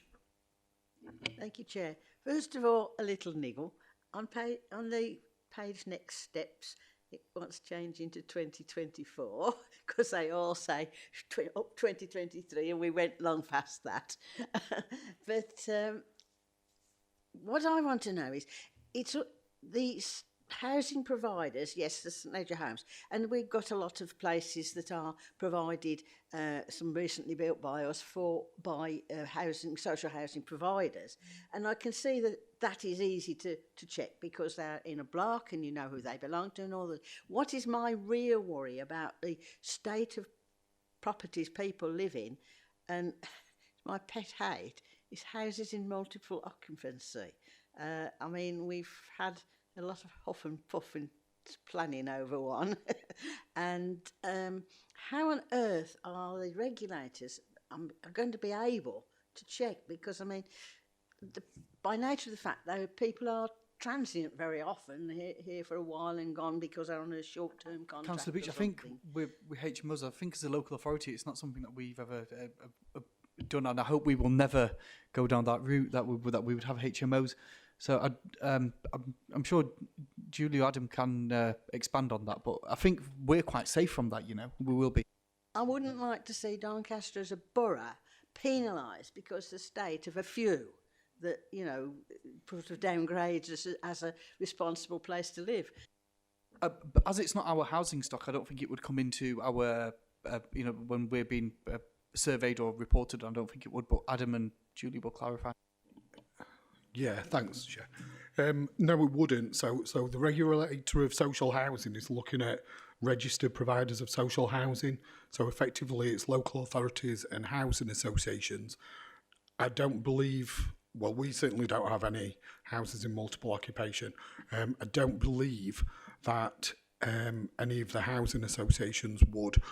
They may have shared tenancies on some types of properties, which are, for example, it could be, I don't know, a group home for people with learning disabilities, for example, where you've got more than one person resident, but it's as part of this process, that's not going to affect what we're judged as a landlord. Thank you very much, panel. Can we please note the report? Oh, sorry, Councillor Noon, I keep missing you. Apologies. It's all right. What's the limit on the number of houses to be classed as a social landlord? Is there a lower limit, or is it anyone who provides social housing? And then on that, when we do get checked as St Ledger, will they be doing? You're not going to know, I don't think. Will they be doing the housing associations as well whilst they're in Doncaster? So will they do the whole borough, check everybody, or is it just St Ledger from here? So one from Rotherham, one from Sheffield. So a social landlord, yes, if you've got any properties that are socially let, you are classed as a social landlord. But the rules are generally different for landlords that own more than 1,000. So but we've got a lot more than that, so that will definitely apply to us. We don't think they'll do it regionally. And it is the council. It is the council that will be inspected because the council is the landlord. So the managing agent for lots of the services is St Ledger. And again, some of that, how we embed some of that so people are really clear that the council is the landlord. So we're expecting the regulators to come in and say to council, how are you assured that this is happening, and how are you assured that is happening? Some of the things they will come to us to say, to answer those questions, but effectively sort of the book stops with the landlord, and the landlord is the council. Yes, but we don't think at this time, like I said, they'll come into Doncaster and do the Doncaster Council and all the housing providers in this area. It might make sense in terms of, so they might look at that as they get further into the programme. But at the minute they keep saying they're a risk-based organisation and worst first, but they have now acknowledged that they can't do all of that because they are potentially, a lot of those will be geographically based, and so they want to spread as well. Adam, would you like to come in? Yeah, thanks, Chair. I think it's a point sort of worth making and stressing that Julie has just made, is that it's the council that is the landlord, and it's the landlord that is going to be responsible and inspected. And I think what we've got to do as an authority is make sure that we are confident of how the services are being provided by St Ledger Homes on our behalf. And so it's making sure that we've got that kind of level of assurance that we can satisfy ourselves that they're providing that level of service, that the data that they provide to us is correct, etc. So for example, we can't just say, oh, well, that's what they've given us, so it must be right. We've got to have checks and balances in place to be able to ensure that we're confident that the information is correct. So there'll be quite a lot of work from our perspective over the course of the coming weeks and months around looking at the data that we've got, looking at the performance information that we've got, looking at the measures that we're going to be assessed against, to make sure as a council we're comfortable that we have that level of assurance that's going to be required. So that's why I said at the outset, this is the first of a number of sort of briefings that are going to be given, because it's going to be vital that we can ensure that you are properly cited and briefed on this, and make sure that the role of overview and scrutiny is considered, and whether that needs to change slightly or whether we're comfortable for it to continue in the same way moving forward. So, as I say, first of a number of sort of briefings really, and considerations that we're going to have to make as a council. Thanks. Thank you, Adam. Councillor Pearson. Thank you very much. You've triggered a thought in my mind about that very fact, because it's the authority that's going to be the responsible party. Are we going to have to renegotiate our relationship with St Ledger because they are an arm's length organisation, and how we verify their data independently of when they supply it to us, and what about Guinness and the other housing associations who may well not necessarily have 1,000 properties in Doncaster, but do between here, Rotherham and the like? And also, what about the authorities that own property, such as organisations in Rotherham that own property in Mexborough or Dennerby? Does it cross boundary if you own a property outside of your actual borough? Thank you. I'm sure the checks and balances already exist. All that will require is an enhancement, possibly. And in relation to the relationship that we have, St Leger Homes is, in effect, is an organisation which is controlled by Doncaster Council. So there wouldn't be a need, in my opinion, and for any kind of change in that relationship. But I'll let Adam clarify that. Yeah, thanks, Chair. No, there absolutely won't be any need to reconsider that sort of relationship. We've been through a process recently where we've reviewed St Leger Homes' performance as part of the renewal of the existing management agreement. Those arrangements will continue. We will need some possibly assurance, whether that's through almost like audit, looking at how some of the data is provided to us and how that is assessed for quality, but there's certainly not going to be any kind of wider review of the sort of relationship between the council and St Leger Homes. In terms of the others, the geographic spread of, say, for example, Guinness, etc., it's the regulator of social housing will deal with the housing providers, the registered providers. It's based on their overall stock numbers and not on any kind of geography. So Guinness, as an organisation, will be inspected, covering their stock, whether that's sort of regionally or nationally as a provider. Okay. Julie? Just to add to that, so the key performance indicators and the tenant satisfaction measures that we submit on a quarterly basis. So we've already put in place, so the council's internal audit are checking those on a rolling programme to ensure that they're correct and that all the data provided is correct. And particularly for health and safety data, we already have in place what we call 3 lines of defence. So everything is checked 3 times to ensure that it's correct and all boxed off because of the importance of that. But yes, what we want to do is those types of similar types of arrangements where it's cost effective. You know, we don't want to be building in a layer of checking that's not adding any value to the tenant's services, but making sure that we can demonstrate that we're not saying, oh yes, we're 100% at this, whereas actually, you know, we're only about 50, and that there's assurance in the council that the information is correct, and that you can, again, that there's the evidence that it's been validated, and then, like say, when inspection comes, you can say, yes, this is validated every year, the processes are embedded. Panel, any other questions? Julie, Adam, thank you very much. Very in-depth and very informative. Panel, can we please note the presentation and the report? Yeah.